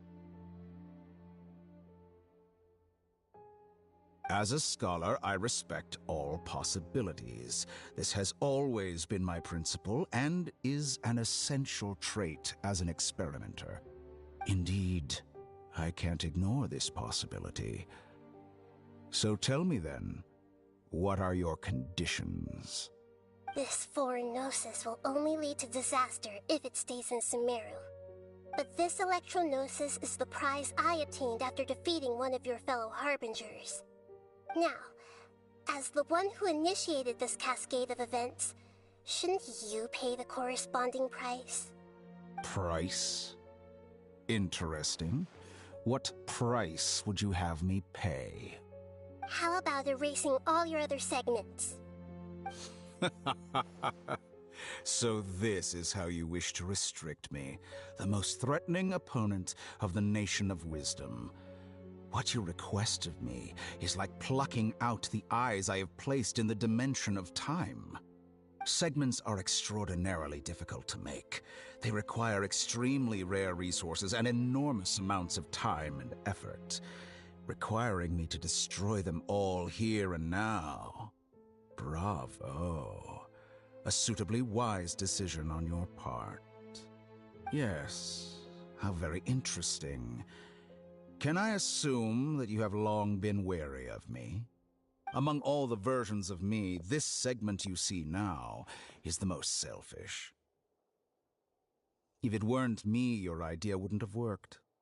What did you see when you were imprisoned? You were observing me, and that's how you know I've long grown tired of their doubts and endless arguments. Like you said, it's difficult to make peace with yourself. Being as smart as you are, have you managed to do that? I see. If you think all those versions of me are worth a gnosis, then deal. You sure didn't hesitate much. Is the relationship between all the versions of you really that bad? I don't think there's any need to dwell on that. The surplus versions of me can be exchanged for a gnosis. Do you think anyone can offer themselves at a higher price? Besides, with my abilities, it's only a matter of time until I find better perspectives. Perhaps it's best to say, you're just temporarily ahead. But what I'd like to know is, how can you be sure that I've really erased them? I can see your remaining honesty.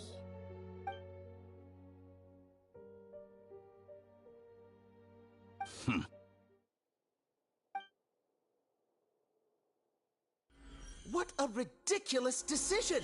You can't be serious! How could I have been so short-sighted? You think this is the end? Wait, I'll have my revenge! You'll make Good this moment count. You will regret this! Well, have you confirmed that it's complete? Here, take it. The future of Sumeru City will be in my hands alone. I will shut down the Akasha and let curiosity and the thirst for knowledge drive the realm of academics once again. There won't be any further gaps for you to exploit. It truly pains me that my academic achievements have never been appreciated in my homeland. Of course, I have no interest in being rejected by this city for a third time. Another chess piece. And where is your dendronosis? Don't be greedy, Harbinger of Snezhnaya. No, this is a different transaction. If you intend to turn off the Akasha anyway, then there's no further use for the Gnosis of Sumeru, is there? Besides, isn't it the Archon's duty to deliver what's desired of the Seeker? Oh, judging from your expression, you don't seem to find the idea very agreeable. Then let's think of it this way. Since you're the god of wisdom, how about I exchange some knowledge with you? People exchanging knowledge with the god of wisdom is the stuff of legends. Yet here you wish to exchange knowledge for the god of wisdom's property. Arrogant as that is, it has piqued my interest. Let me ask you, have you in all your mighty knowledge ever heard the rumor that the skies of Tevat are fake? Huh? That's the secret hidden by Ermin's soul concerning the truth of this world.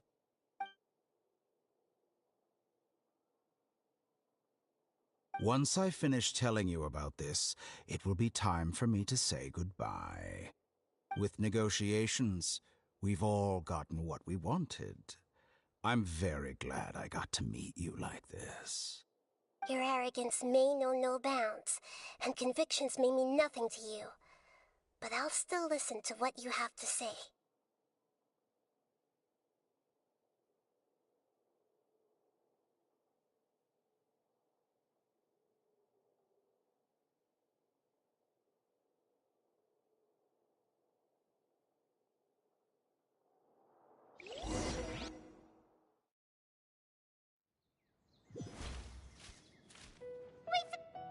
Together! Okay. Wake him up.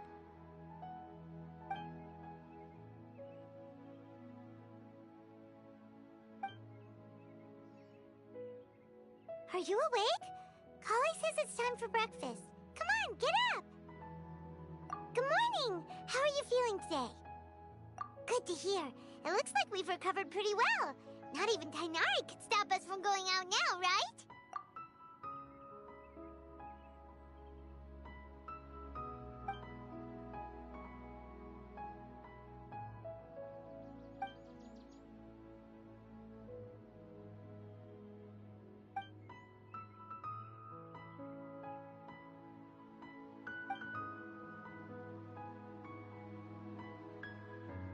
Come on, Traveler, let's go!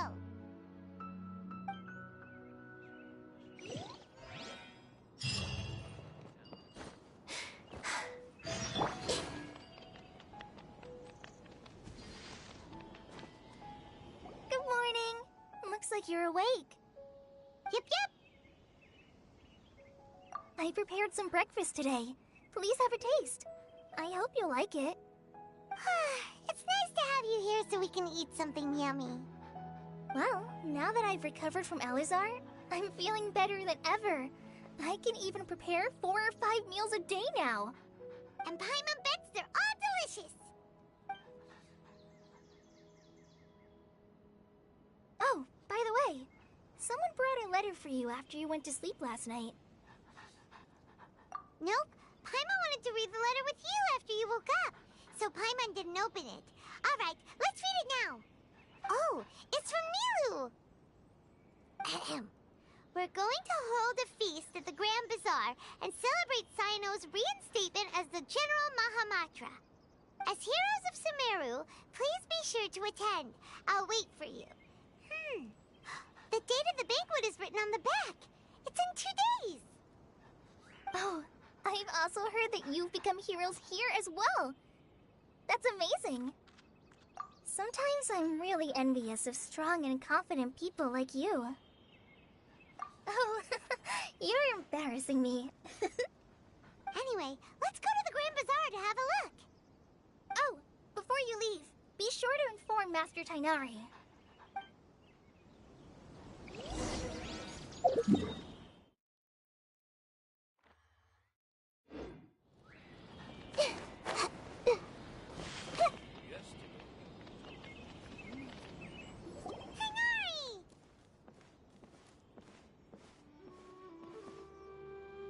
Good morning. How do you feel today? We feel much better. How about you?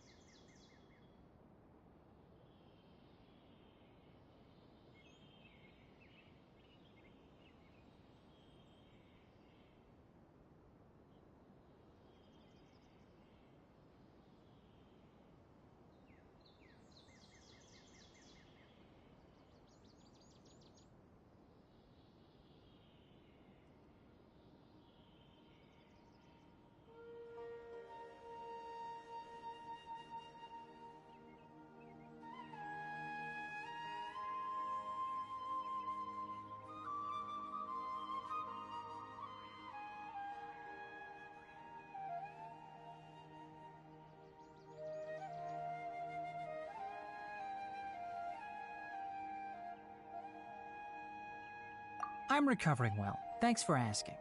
But from the looks of it, you seem to be already busy with work. It's fine. I'm not that busy, really. The Elazar patients... It seems one... Yes, but there are... The Withering is one example. By the way, we have some good... This news is hardly new. He had already mentioned it to me before. Huh? You mean he was already here? Why didn't he come to say hi to us? He visited once, but he was afraid of disturbing you while you were resting. He just asked me a few questions and... Then you probably already know all about... Celebration feast? Huh? But... Perhaps... Come to think of... You and Kale are both Sinos... Kale has taken over some... You see, some VIPs have come to the forest recently. Huh? VIPs? Well, technically speaking... Huh? Yes, he's a little weak, but he isn't injured and his condition is stable. Lesser Lord Kusanali, in her boundless mercy, has decided to spare Azar and the other wrongdoers. Supposedly, they were ashamed of their shallow ideologies and have decided to dedicate the rest of their lives to cultivating wisdom in the Avidya forest. When they learned that Lesser Lord Kusanali had defeated the Balladeer and saved Irminsul, they were shocked at first, but also became happy, feeling that the sacred light guiding them on the path of discovering wisdom had begun to shine once again. As a result, work has increased for the forest rangers. That sounds really exhausting. There's nothing we can do, really. But that's another topic. Back to the matter at hand. Are you two planning to head out? Ah, right! We're here to request permission to head out. Would that be okay? You've recovered well. You may go, but be careful. Yay! Will do!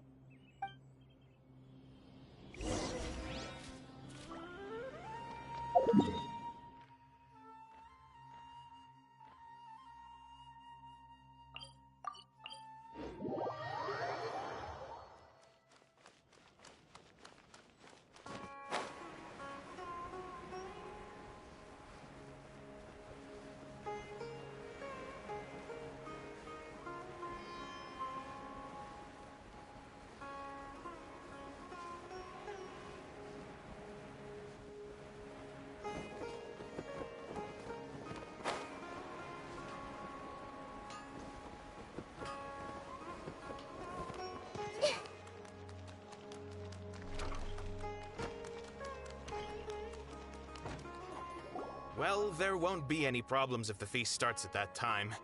Everything has already been prepared. Mr. Zubair, I finished telling things up here. Well, except for the guests.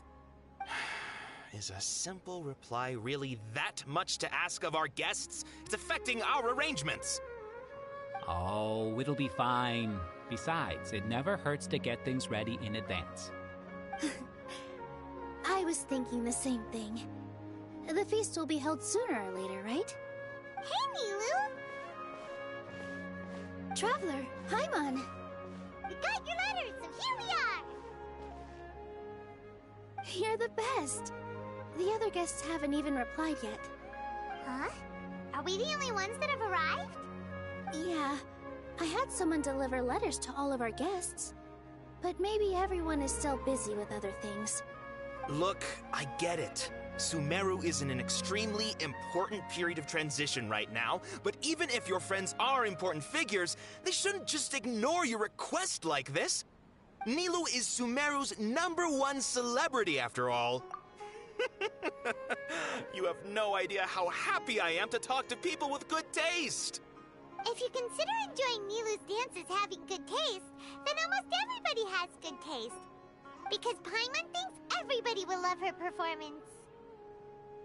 That's right. We all think she's amazing too. Nilu is an absolute favorite among those of us who frequent the Grand Bazaar. For Outlanders, you have a great eye. Master Zubair, let's have a vote for the most outstanding audience members next time. I think these two may win.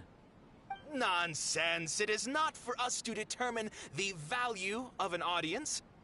But indeed, we could try giving gifts to people with particularly good taste. I heard there's a device in Fontaine called a camera that can record people's appearances as pictures. Such pictures would make superb gifts. Ooh, good idea. I wonder where we can find one. I don't want you giving pictures of me to everyone. I'm satisfied just being able to perform here. There's always a lot going on at the Grand Bazaar. Yeah, and that's why I love it here. Traveler and Paimon, could you help confirm if the letters were actually delivered? If for some reason they didn't receive the letters, then please tell everyone that there will be a feast here.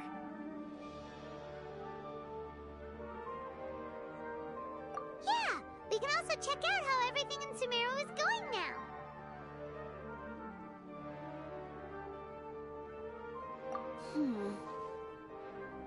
When I wrote the letters, I heard that Dia was in Port Ormos, and Alhaitham was at the Academia. As for Sino, we've only heard that he appears at the Academia from time to time. I'm not too sure about Ramon's whereabouts. My guess is that he's with Dia. As for Dunyarzad, I just hope she's feeling better. I sent her a letter, but I was afraid of disturbing her. If you have time, please ask about her for me. Okay, got it. Let's go, Traveler.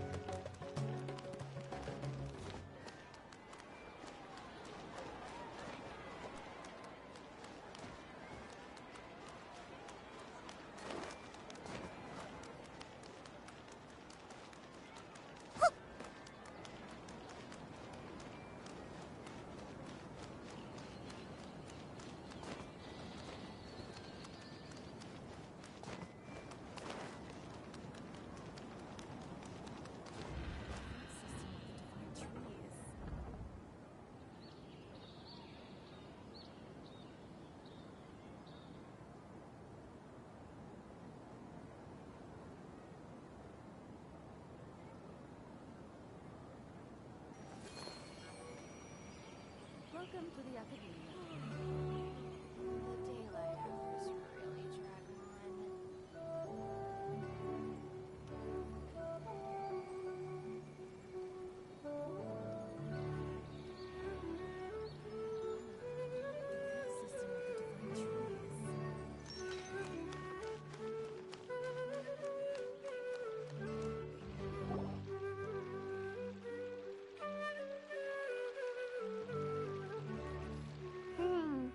We haven't seen Alhaitham anywhere. Let's ask that person over there.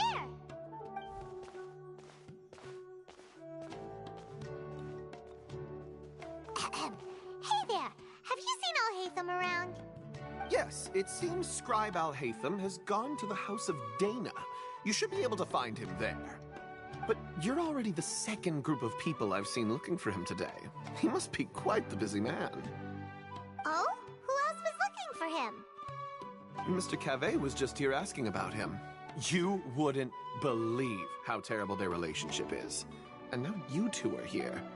Don't tell me everyone's here looking for gossip about the sages.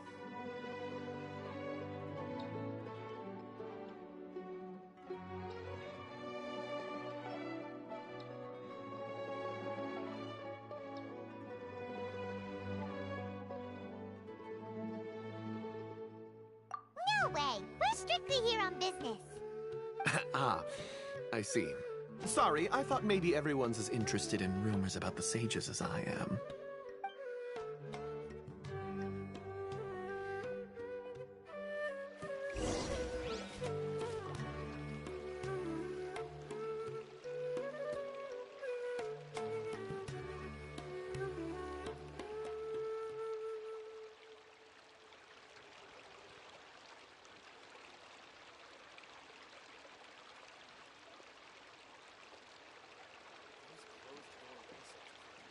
Complete waste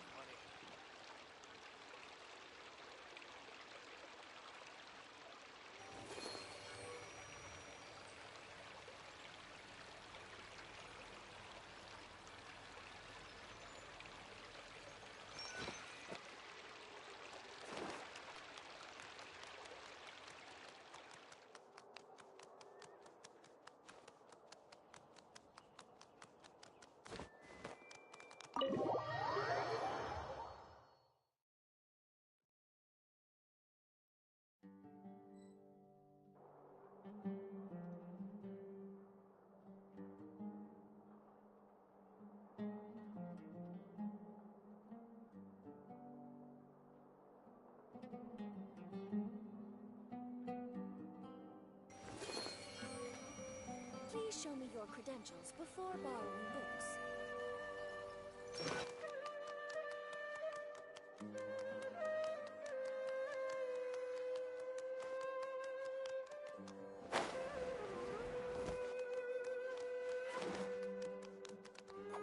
Alhaitham should be around here somewhere, right? Oh, he's over there! But it looks like he... Just put down that worthless book and tell me what happened in the academia.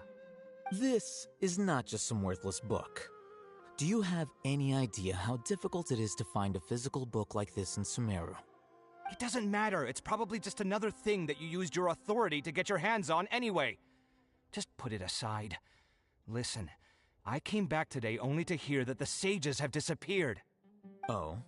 You sound surprised. I thought you would already know the inside story.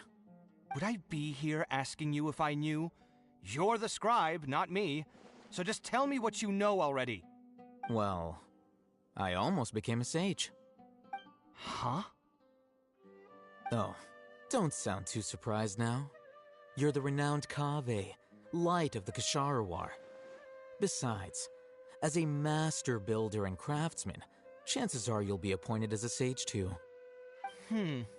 Why do I feel like you don't really mean it? Huh. What makes you say that? Why would you question my heartfelt sincerity? Maybe it's because you've never said anything good about me before. Yeah, well, I share a similar sentiment, and anyone who knows you as well as I do would surely do the same. Oh, you... See? This is why I hate discussing anything with you.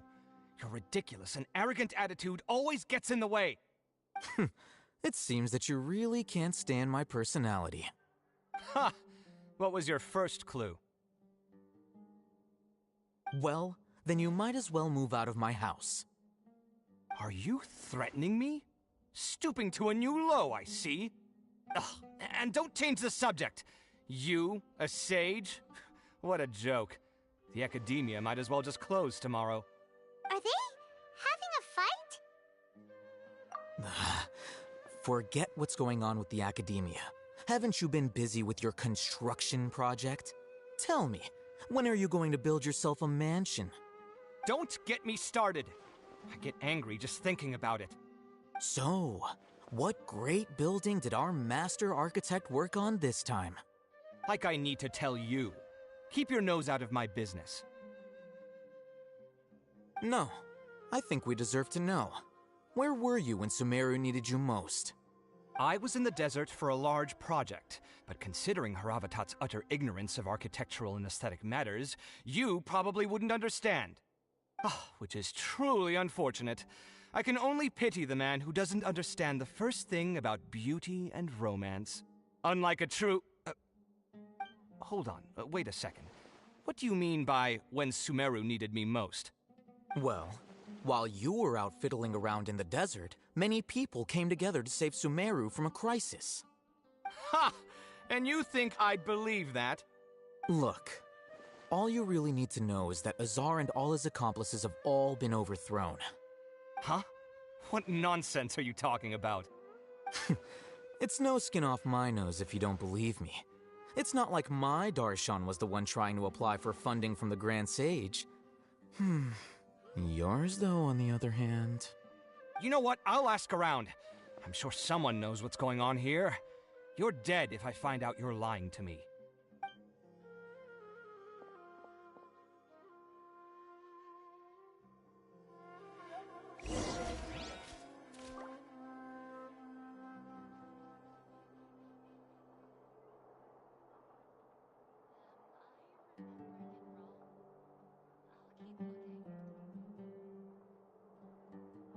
What they say is true. You have to see the world for yourself to appreciate how beautiful it is. Everyone hold hands! Ha!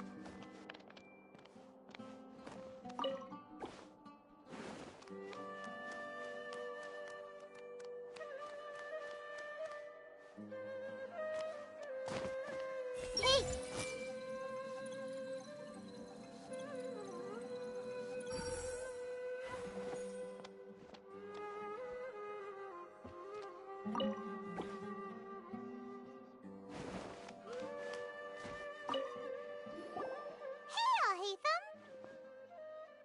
Oh, it's you two. What's the matter? We're running some errands for Nilu. Have you received her letter? Letter? Nilu said she sent out a letter inviting everyone to a celebration feast in 2 days at the Grand Bazaar. We'll also be celebrating Zino's reinstatement as General Mahamatra. If she addressed the letter to Al-Haytham of the Academia, then the letter should have gone to my office. I've been busy these days, so I haven't had time to check for any new mail at my office. I only now have some free time to attend to personal matters. Have you always been so busy with your work? Of course not. I'm only busy these days because several sages have been dismissed recently and the whole Academia was practically turned upside down. Kainari told us they all went to train in the Avidia Forest. Apparently they will spend the rest of their lives there. That is already the best possible ending for the likes of them. 4 of the 6 great sages were possessed by their desire for power and attempted to create a new god. In order to pull it off, they even imprisoned the other 2 rational sages. Yeah, you're right. Huh. Feels kind of strange to hear them called that after all this time. But then again, the 6 great schools sounded pretty impressive too. Yes, at least that's how they're supposed to sound. It's said that when the Academia was first founded, the Sumeru Archon herself established the 6 great schools, each representing one of the 6 different types of wisdom. Numerous Darshans have sprung up and faded. Only the 6 Darshans attaching themselves to the 6 great schools have stood the test of time and obtained permanent seats in the Academia. Now, the 6 Darshans are nearly synonymous with the 6 great schools, and the leaders selected for the schools are the 6 great sages. Among the 6 great sages, there is one central leader, the Grand Sage. Unfortunately, only the sages from Vahumana and Amorta remain now.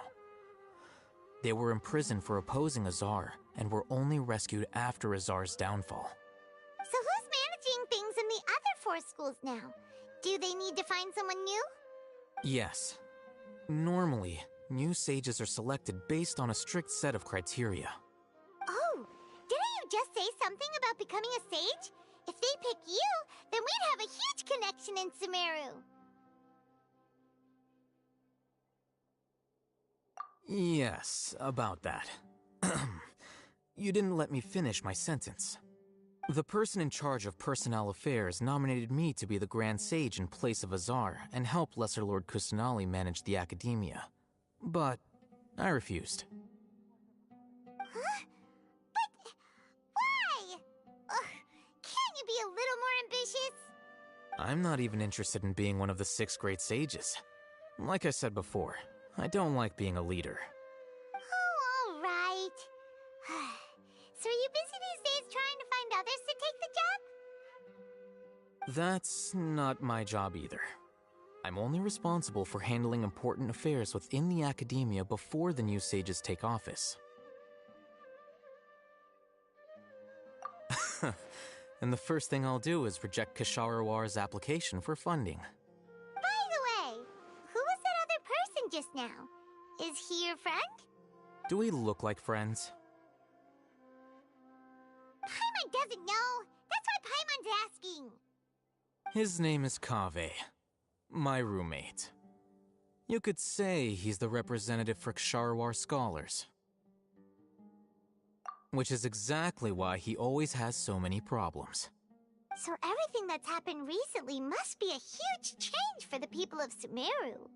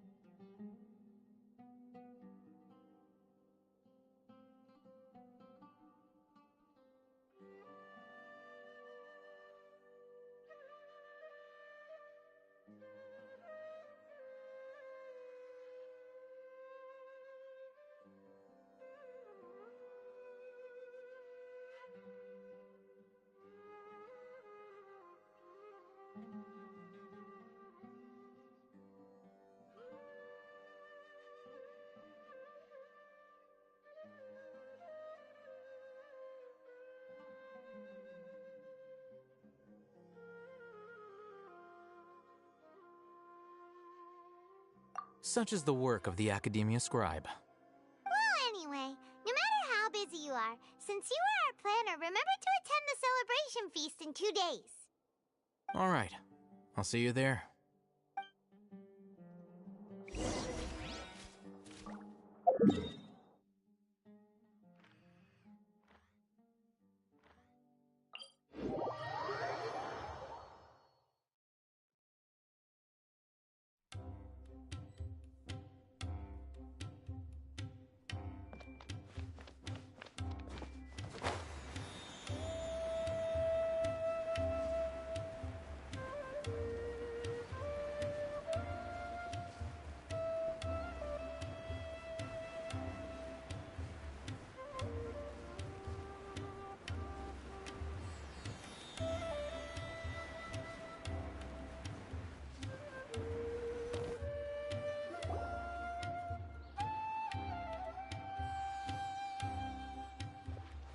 This is Port Ormos.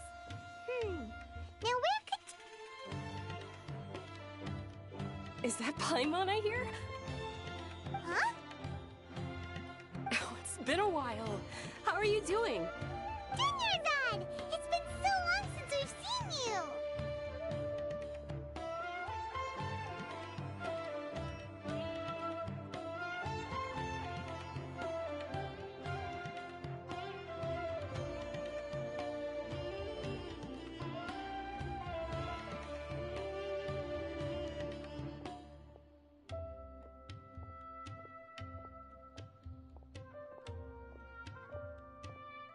I'm doing well. I can go as far as saying I have never been happier in my entire life. I don't know if you've heard, but Elazar has completely disappeared, and all the patients have recovered. You kidding? Knowing them and the connections they've got, I'm sure they've heard about it.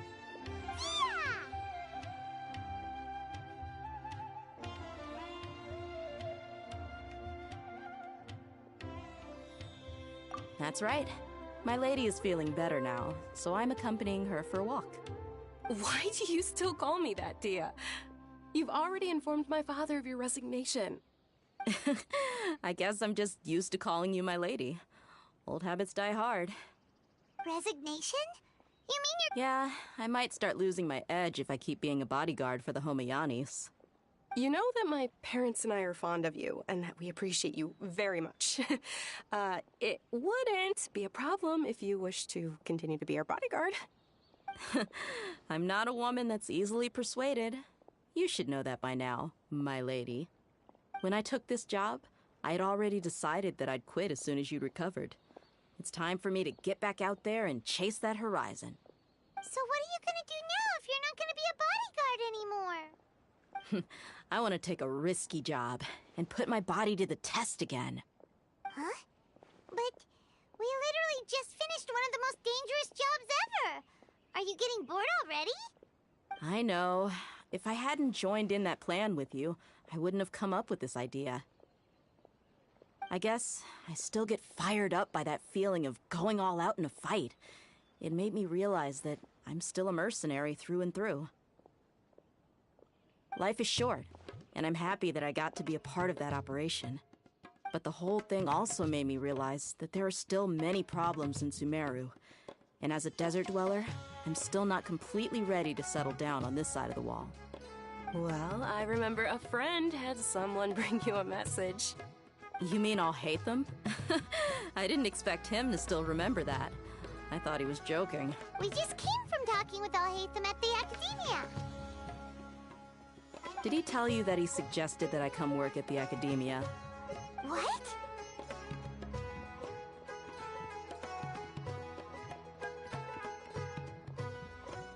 I heard that Azar and his cronies fell from power, and Alhaitham told me that now was a good time to find a job in the Academia, but only if I wanted to. Whoa. Paimon can't see you being anything other than a mercenary. Me neither. But I think Dia would look great dressed up as a scholar. Ugh, forget about it. I wouldn't last 10 seconds in there. Alhaitham probably just liked the way I worked and knew I'm good in a fight. So he suggested I find some work in the Academia. You know, if you take him up on the offer, Sino might actually agree and let you become a Matra. Because you're super amazing! The Matra have all the talent they need as long as they have Sino. I prefer to be free to live however I choose. In fact, I chose this job from the very start because I knew it'd be right up my alley. Even if being a mercenary means facing all kinds of danger. A lion has to return to the wild sooner or later. If anything, being your bodyguard has been unfamiliar territory for me. I don't want to see you go, but I'll respect your decision. I'm glad to hear you say that. Come on, no need for the sad face. It's not like we'll never meet again.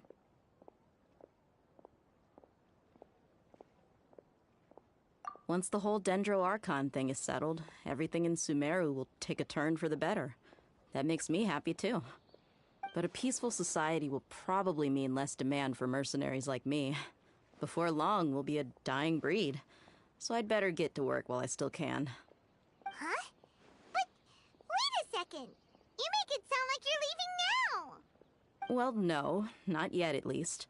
I promised my lady I'd stick around until next week. So, have you been in Port Ormos this entire time? We were wondering if you had received a letter from Nilu. Oh, did Nilu write to us? She heard that you were seen in Port Ormos, so she sent the letter here. Huh.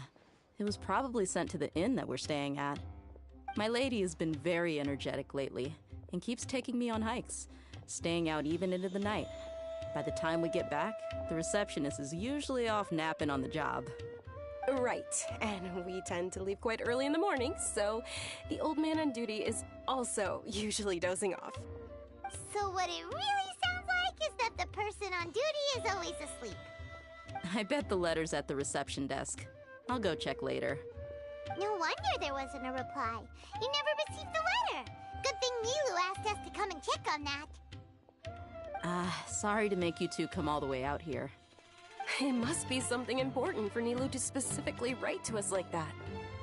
Yes, she said they were preparing a victory feast in the Grand Bazaar, and will also be celebrating Sino's reinstatement as General Mahamatra.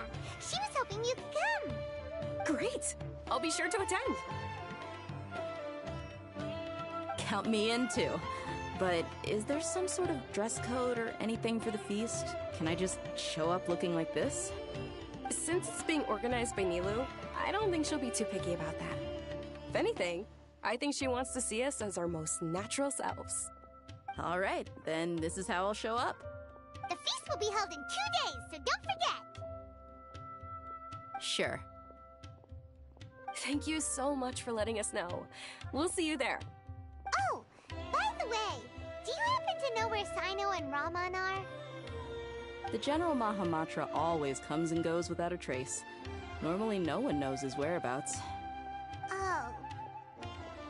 But last time we met, he mentioned that he had something to do in Aru village. You can try your luck there. As for Raman, your guess is as good as mine. I only remember he said that he had something to discuss with Sino. You can ask Sino when you meet him. Don't mention it. You'd better get going. On to our next stop!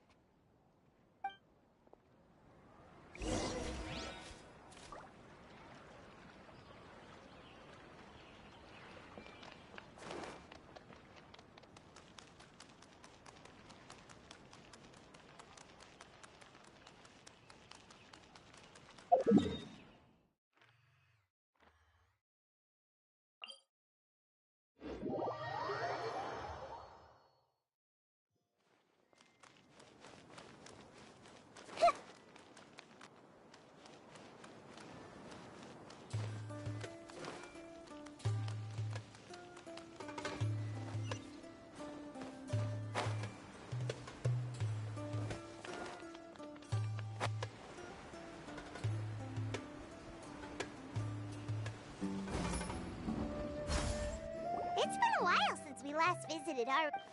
Ah, there's Sino!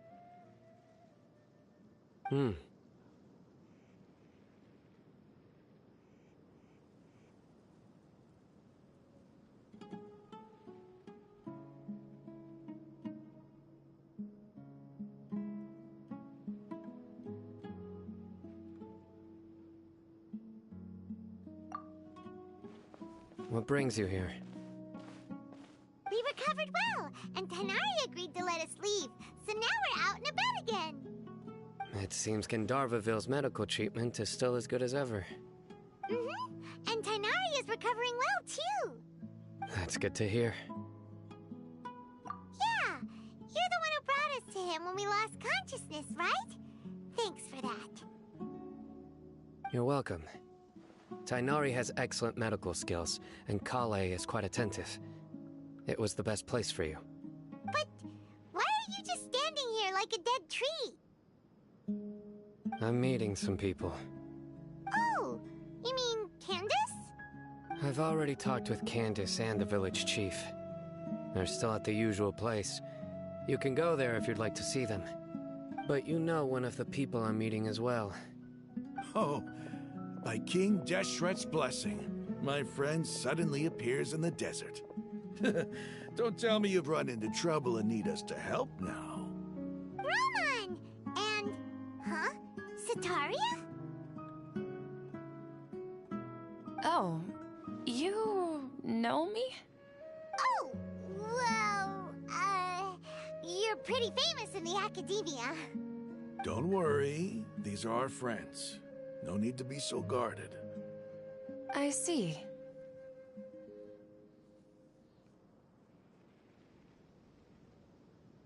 I'm doing well. Many good things have happened recently. Same here.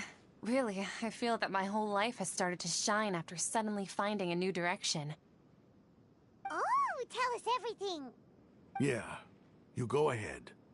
Alright, well, I suppose I should start by saying I've decided to leave the academia. What?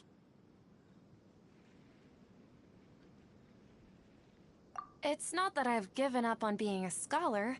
Instead, you could say I've found a new identity. I will no longer pursue research like a typical scholar, but I have not completely given up on my relationship to knowledge either. I can see what you're saying now. What do you mean? I plan to leave the academia and return to teach here in the desert. Wow, so you want to become a teacher? Sataria will return to support education here and teach people from the desert. She can't teach everyone on her own, but there are many of us Eremites all over Sumeru. She came to discuss a collaboration with me and hoped that I could bring her ideas to the Eremites. Yes, it's my hope that the Eremites can help me select a group of smart people with the best aptitude for teaching. I'll teach them, and after they've finished learning from me, they can go educate more people. That is the true meaning of education and the spreading of knowledge. The people of King Deshret suffer from sandstorms, exile, and ignorance. Miss Ataria is more than welcome to come teach here. Her arrival is like a star shining in the desert night. The stars have always guided caravans, thieves, soldiers, and travelers who get lost in the night. They lead those in the dark out of trouble and back to safety. Oh, please. Where's all of this coming from? I'm starting to feel a little embarrassed. You deserve these compliments. Mercenaries are accustomed to danger and don't fear death, which is why we recognize extraordinary actions that common people would easily overlook. Sataria's idea will bring much good to many people. At first, I feared it was destined to fail.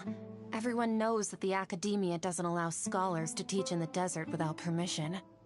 As you know, all knowledge is under their surveillance and control, and very few desert dwellers are as lucky as me. But what I heard at that time has been haunting my heart, as if there were lightning bolts constantly bombarding my soul. Sataria, you tread a treacherous path, and the longer you ignore it, the tighter the academia's grasp on you will become. Sataria, why haven't you gone home? Never forget that the desert that belongs to you lies elsewhere. Miss. These words sparked something in me, and I knew that I had to bring something back to my people after going home.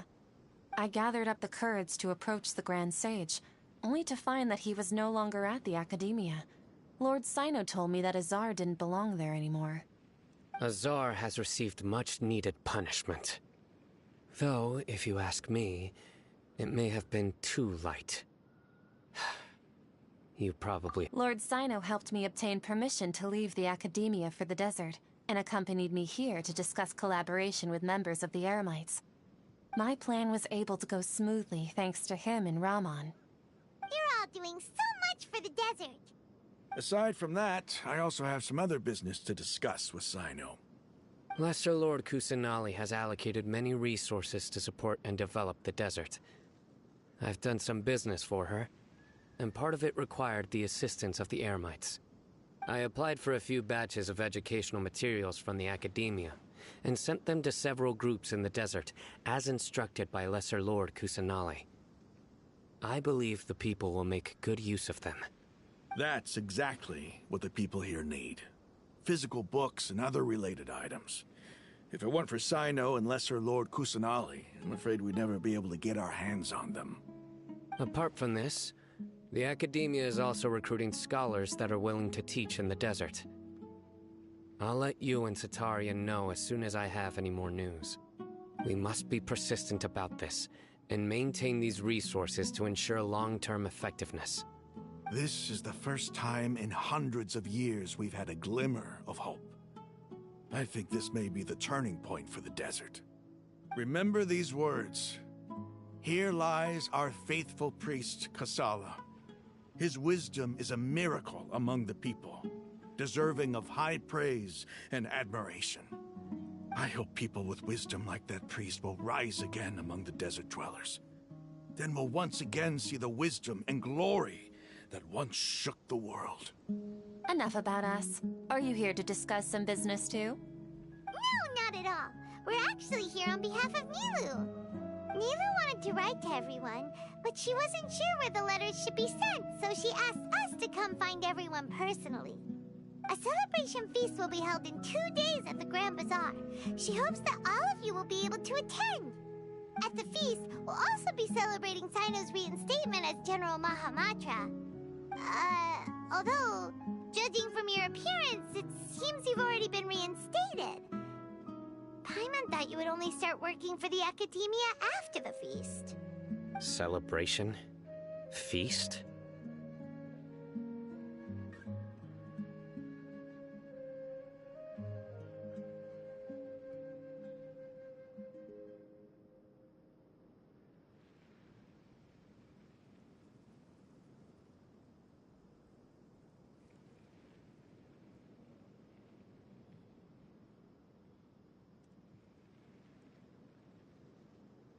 It's the first I've heard of it. Tighnari was right. He really didn't know. This feast is for you, Sino. Sounds to me like you'll have to be there. It's rare to see that kind of expression from Lord Sino. You must not like feasts very much. No, not really. But I'll go.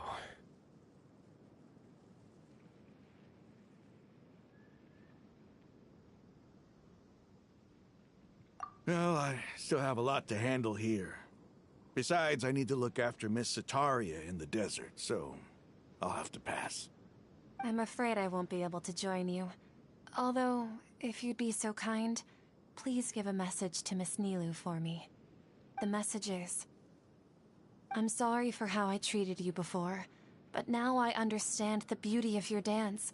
It's like a light shining in the sky. You and the art you symbolize are not only beautiful, but also lively and powerful, so much so that it was prohibited. Please keep dancing, and someday, I'll be able to appreciate your art in person. Okay, we've got all that down.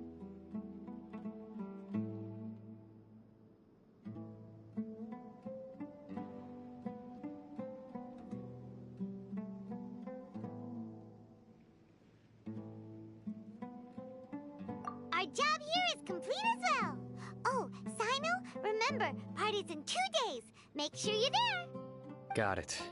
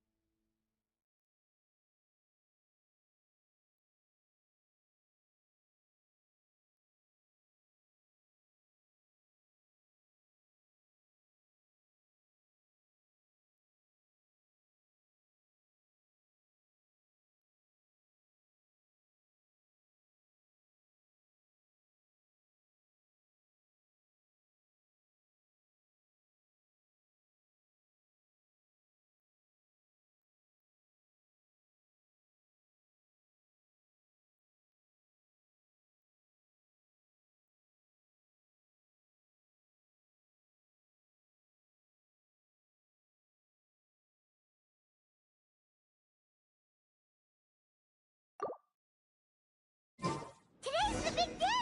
Let's go to the Grand...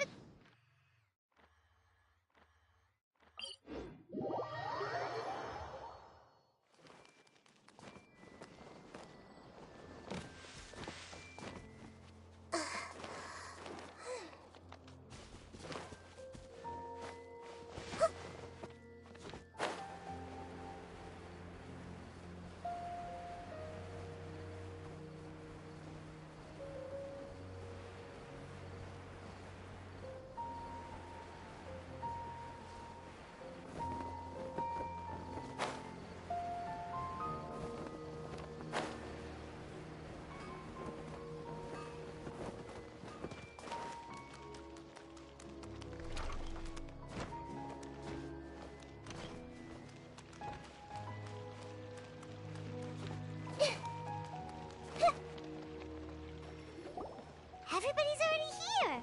Looks like we're the last ones to arrive. I'm here. Ah, there you are. Well, look who finally decided to show up. You look like you came here immediately after finishing up some work. I'm very happy to see you here. But we're not late, are we? It's just that everyone else arrived ahead of time. I propose that the last one who arrived be put in charge of today's speeches. Nah, there won't be any speeches today. Oh, really? Well, even better. Come join us over here. Let's share some great food and drinks, and chat about all sorts of fun things. Everything looks quite good. Wow! Paimon can't wait! Traveler, just look at all the delicious food here!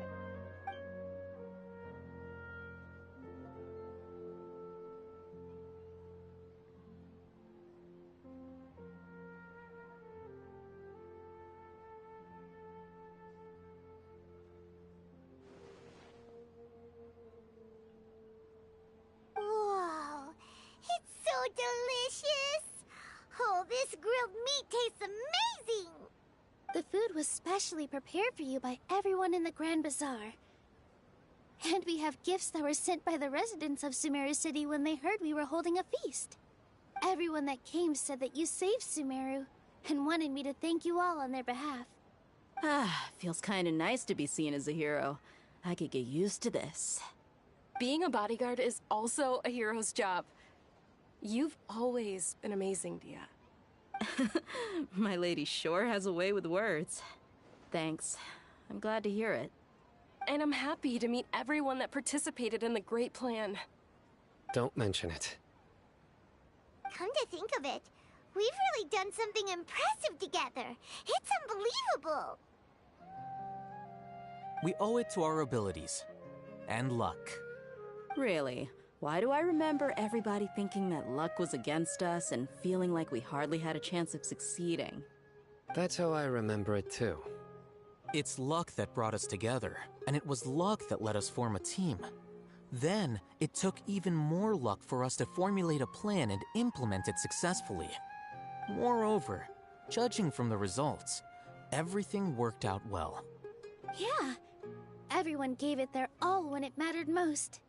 It was almost like a performance. We took the stage and put on our best show. Everyone played their part, and thanks to everyone's efforts, the performance was a great success. So, would you say we're good actors too?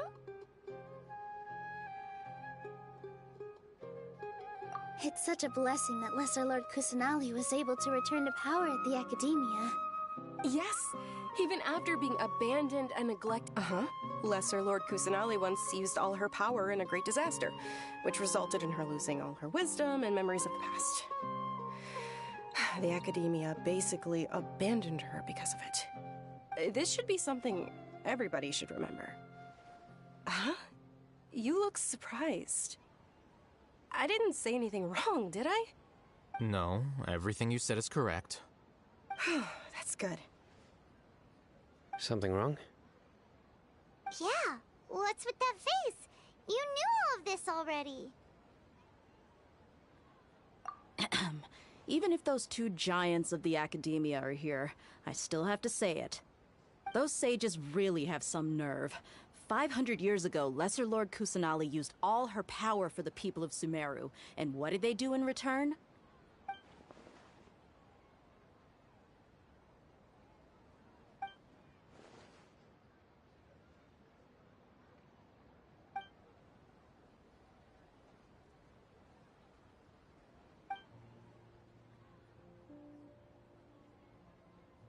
If you bite the hand that feeds you, don't act surprised when it turns into a knuckle sandwich, right, Sino? Perhaps I shouldn't say this, but their treatment of Lesser Lord Kusanali calls for a more severe punishment. You could simply tell Lesser Lord Kusanali that you wish to have Azar and his accomplices severely punished. I respect our deity's decision, and won't interfere in any way. While we're on this topic, why didn't you accept the Academia's invitation to become the Grand Sage? Are you trying to say that I'm fit to be a sage? Not at all. But every person handling the selection process has said that you are the most suitable candidate to lead the Academia right now. Why? Because he dethroned Azar from power? Could you try to put it another way? This is a good thing, yet you're making it sound like I overthrew Azar for my own personal gain. But seriously, though, I always wondered if you had some personal motives behind it. I did have my own motive, but it had nothing to do with being a sage.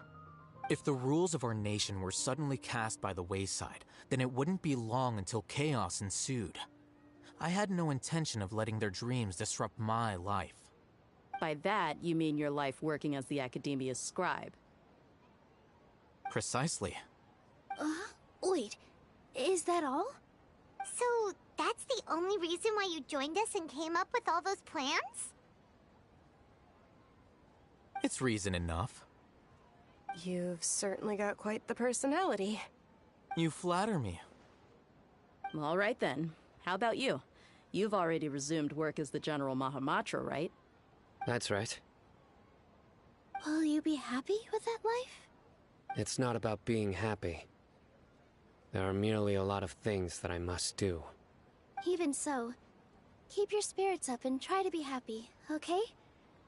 And try to smile more every day, just like I'm doing now. Thank you. I'll keep that in mind.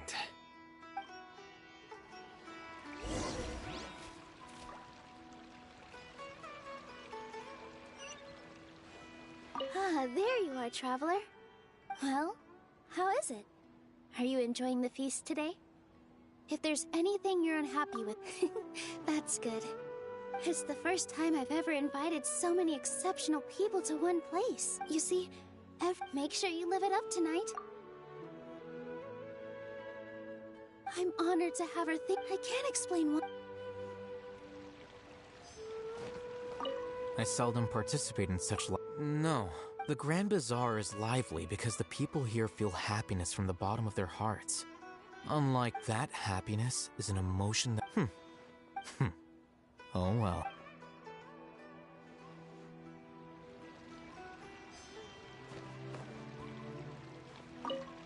My lady, Yes, I also... What an amazing place. You said it.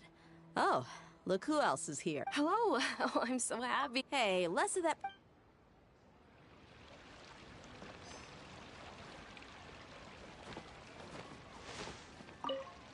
The atmosphere here is good. And everything is delicious. I don't often have a lot to handle these days. Hey,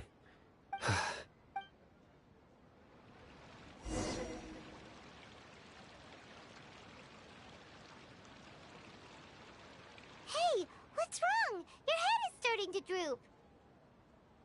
Hey, you can't just fall asleep here. Paimon will go find something delicious for you to eat. You'll wake up once you've put something yummy in your tummy.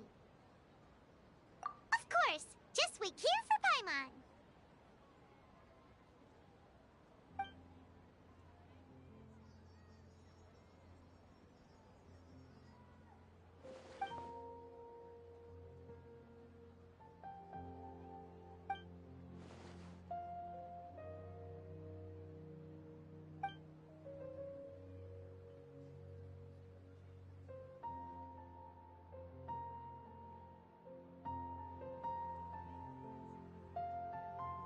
It's me.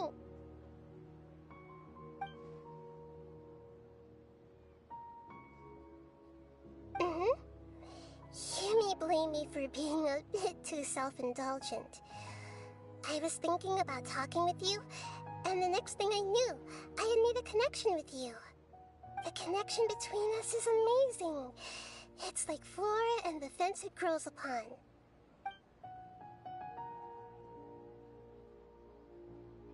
I heard there's an amazing celebration feast today at the Grand Bazaar. I wanted to have a look for myself, so I snuck in. Lately, I've been so busy dealing with all the fallout from recent events, so I really haven't had any free time. Although you've already helped me with a lot, there's still one more thing I hope you can help me with.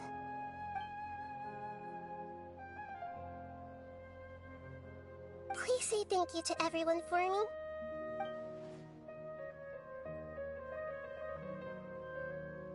Oh, is it not convenient for you to do that for me?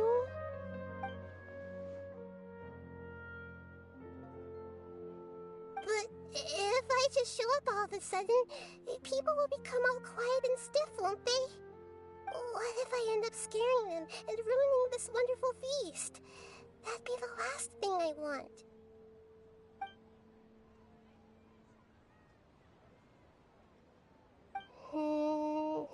Let me think about it. Okay.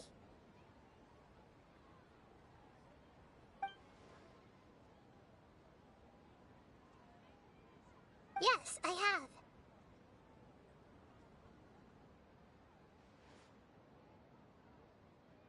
You said I should go thank everyone as myself, right? So, I've decided to borrow your body for the time being. Please don't blame me. The flora also climbs up to the fence to get closer to the sky.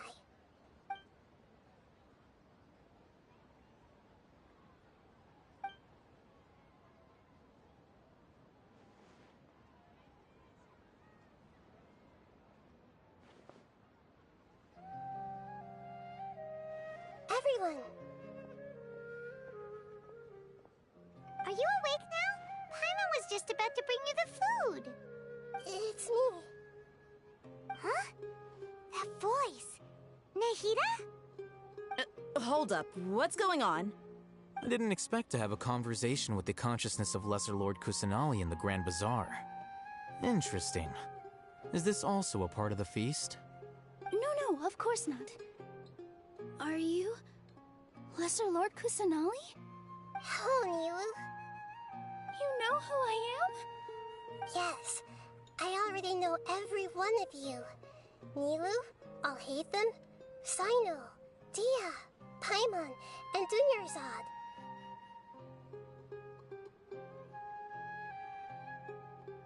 Lesser Lord Kusanali? I took the liberty of occupying the traveler's body so that I could thank all of you in person. Thank you so much for rescuing me, even if that meant placing your own safety in peril and taking the risk of becoming enemies with the academia, the sages, the doctor, the balladeer, and even the entirety of Sumeru. Without you, without any of you, I would have been in a much more difficult situation. Had you not helped me to resolve the crisis, not only I, but Sumeru and even the entirety of Tevat would have suffered great misfortune. People refer to you as the heroes who managed to rescue a god. I'm quite fond of this name. It not only explains your identities, but also bears witness to your relationship with me. Please, allow me to present to you my most sincere gratitude. Lesser Lord Kusanali, you have done so much for Sumeru, and I didn't even have a chance to do anything for you. You don't have to do this. Dunyarzad, the suffering you endured during your illness is also proof of you being with me and praying for me. Thank you. You don't need to be so ceremonious. It's always been my duty to protect you. This is how the relationship between the Academia and Sumeru Archon should be. We just did what was necessary and set things back on the right path. You're an Archon, but you act so humble. You really don't need to be so polite with us. I'm honored to have been able to take part in this plan. I hoped you liked the dance I dedicated to you. Thank you, all of you. Thank you so much.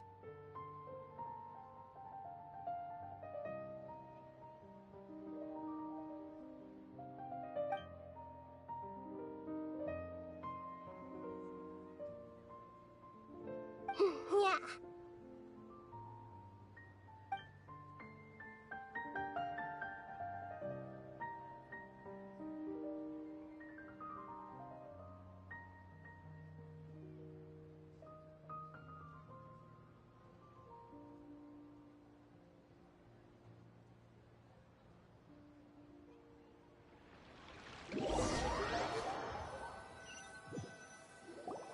Are you awake? Did you rest well?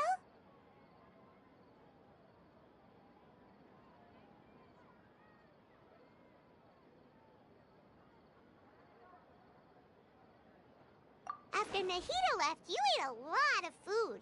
You've become a glutton.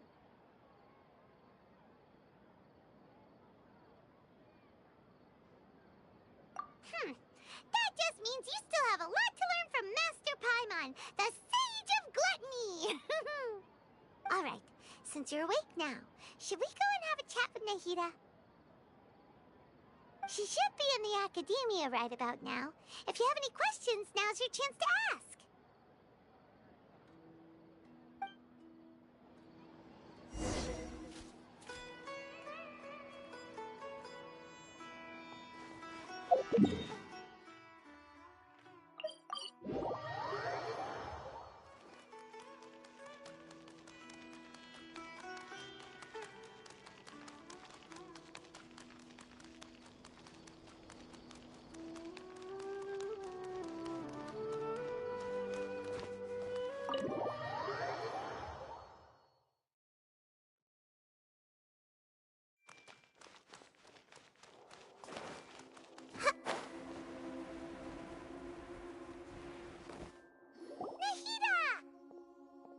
Hello, Traveler and Paimon. What a fantastic night. I'm still immersed in all the happiness and joy, like a candle floating on water. So are we, and that's why we're here to talk with you. Is there anything you want to know? After recent events, the Akasha can no longer function as it used to. I've given it some thought, and have decided to shut it down permanently. But this is definitely not a bad thing. Even from the beginning, I've been planning to shut it down. The Akasha's centralized administration of knowledge has always restrained people's curiosity and curtailed the number of paths available to them. I don't think this is good for Sumeru. Although people may initially feel a little uncomfortable with the loss of the Akasha, they will soon understand that this life is more suitable for them. And as for the future of Sumeru, I'm preparing to regain control of the academia. The former sages have received their punishment, but the new sages have yet to be selected. I will oversee the process personally. I hope that the new 6th grade sages will be more focused on academics. Sumeru needs such leaders more than ever. The other big issue is the people of King Deshret. All the residents of the desert, in fact. They have been mistreated for far too long. I've already taken some measures to address this. It will take some time. You mean, what happened after the doctor put you to sleep? Not exactly. The top-ranked Fatui Harbingers, up to number 3, possess power comparable to that of gods. I was no match for him in that kind of situation. However, in spite of the bad situation, I still managed to make a fair deal with the doctor. I'm sure you remember the entity that changed your fate, the Heavenly Principles. In fact, the Heavenly Principles has been quiet since the Conria disaster 500 years ago. I used this point as leverage against the doctor. I told him that the heavenly principles may be awakened if I destroy the Gnosis. Although it's just a bluff, he still fell for it. I assumed that the heavenly principles wouldn't just stand by and let such extensive damage to its laws take place. And as for what I exchanged for the Gnosis, the exchange served as both punishment for the doctor as well as a boon of new knowledge that I couldn't refuse as the god of wisdom.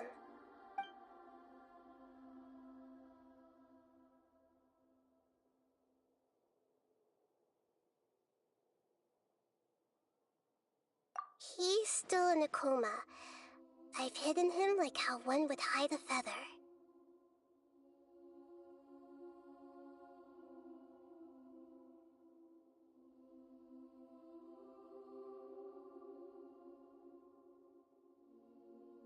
I know you have many misgivings about him, but as someone who had become a god, he has retained a number of very useful features. Don't worry, I'll keep an eye on him and make sure he doesn't do any evil. In addition, there are still some mysteries left in him. Some things may be very clear from my perspective, but he is still yet to understand them himself. His future will be determined by fate.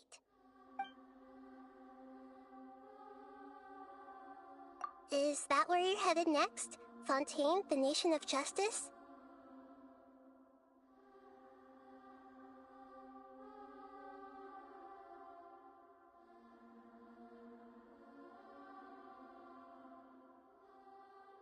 As far as I know, that nation operates in a judicial system.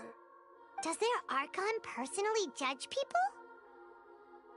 No, there's a Chief Justice in Fontaine. Generally speaking, the Hydra Archon, Focalor, won't preside over individual trials. However, even then, Focalor will still make herself present at just about every trial. It seems that she just likes to immerse herself in that sort of atmosphere.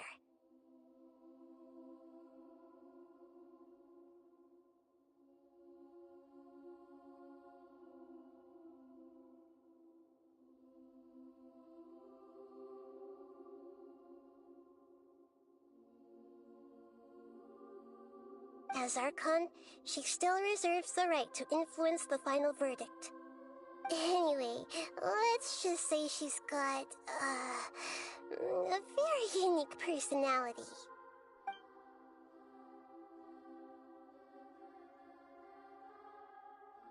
Are you sure? Isn't there something else you haven't asked about yet? Huh? You mean... About your sister. While you were resting at Gandharvaville, I took some time to perform an Irminsul search for information on your sister. Yeah! Isn't Irminsul a repository for all the information and memories of Teyvat? So there shouldn't be anything on him or his sister. This is true in your case. Irminsul indeed does not have any information on you. However, there must be something different about your sister. Because, as it turns out, the world has recorded information on her after all. What? There is only one possible explanation. She belongs to this world.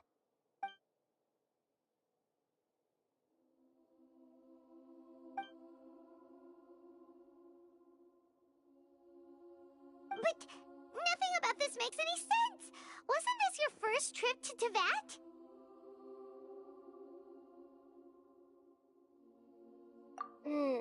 According to the records I was able to access, your sibling suddenly appeared in Conria.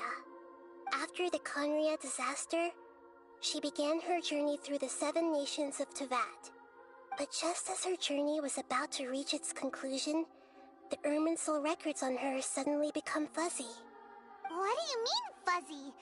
Did something happen to her? All I know for sure is that somebody, for reasons only they can know, is deliberately obfuscating her fate. And whoever it is, if they can do that, who knows what else they're capable of. But even that wouldn't explain how she somehow comes from this world. Something else I noticed was that according to these records, the Fatui have not classified your sibling as one of the Descenders. What's a Descender? Paimon's never heard of it. Look, I'm sure you must be curious about the information I received from the Fatui in return for my gnosis, right?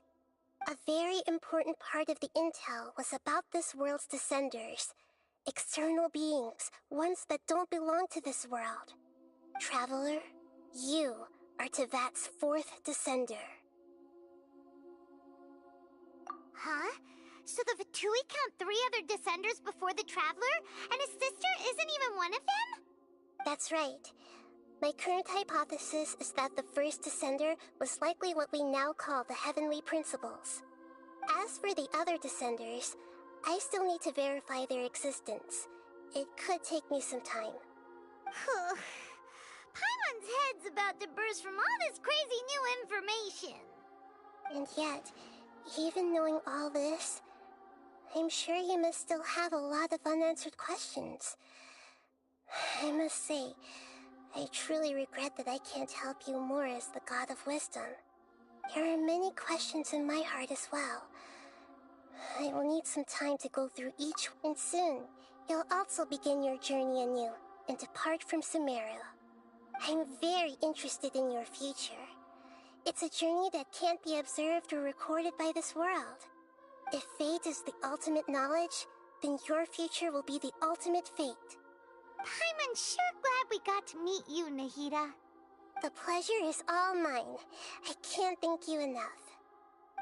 Alright, that's enough talk for today. If you ever miss me, just close your eyes, and maybe I'll appear in your dreams.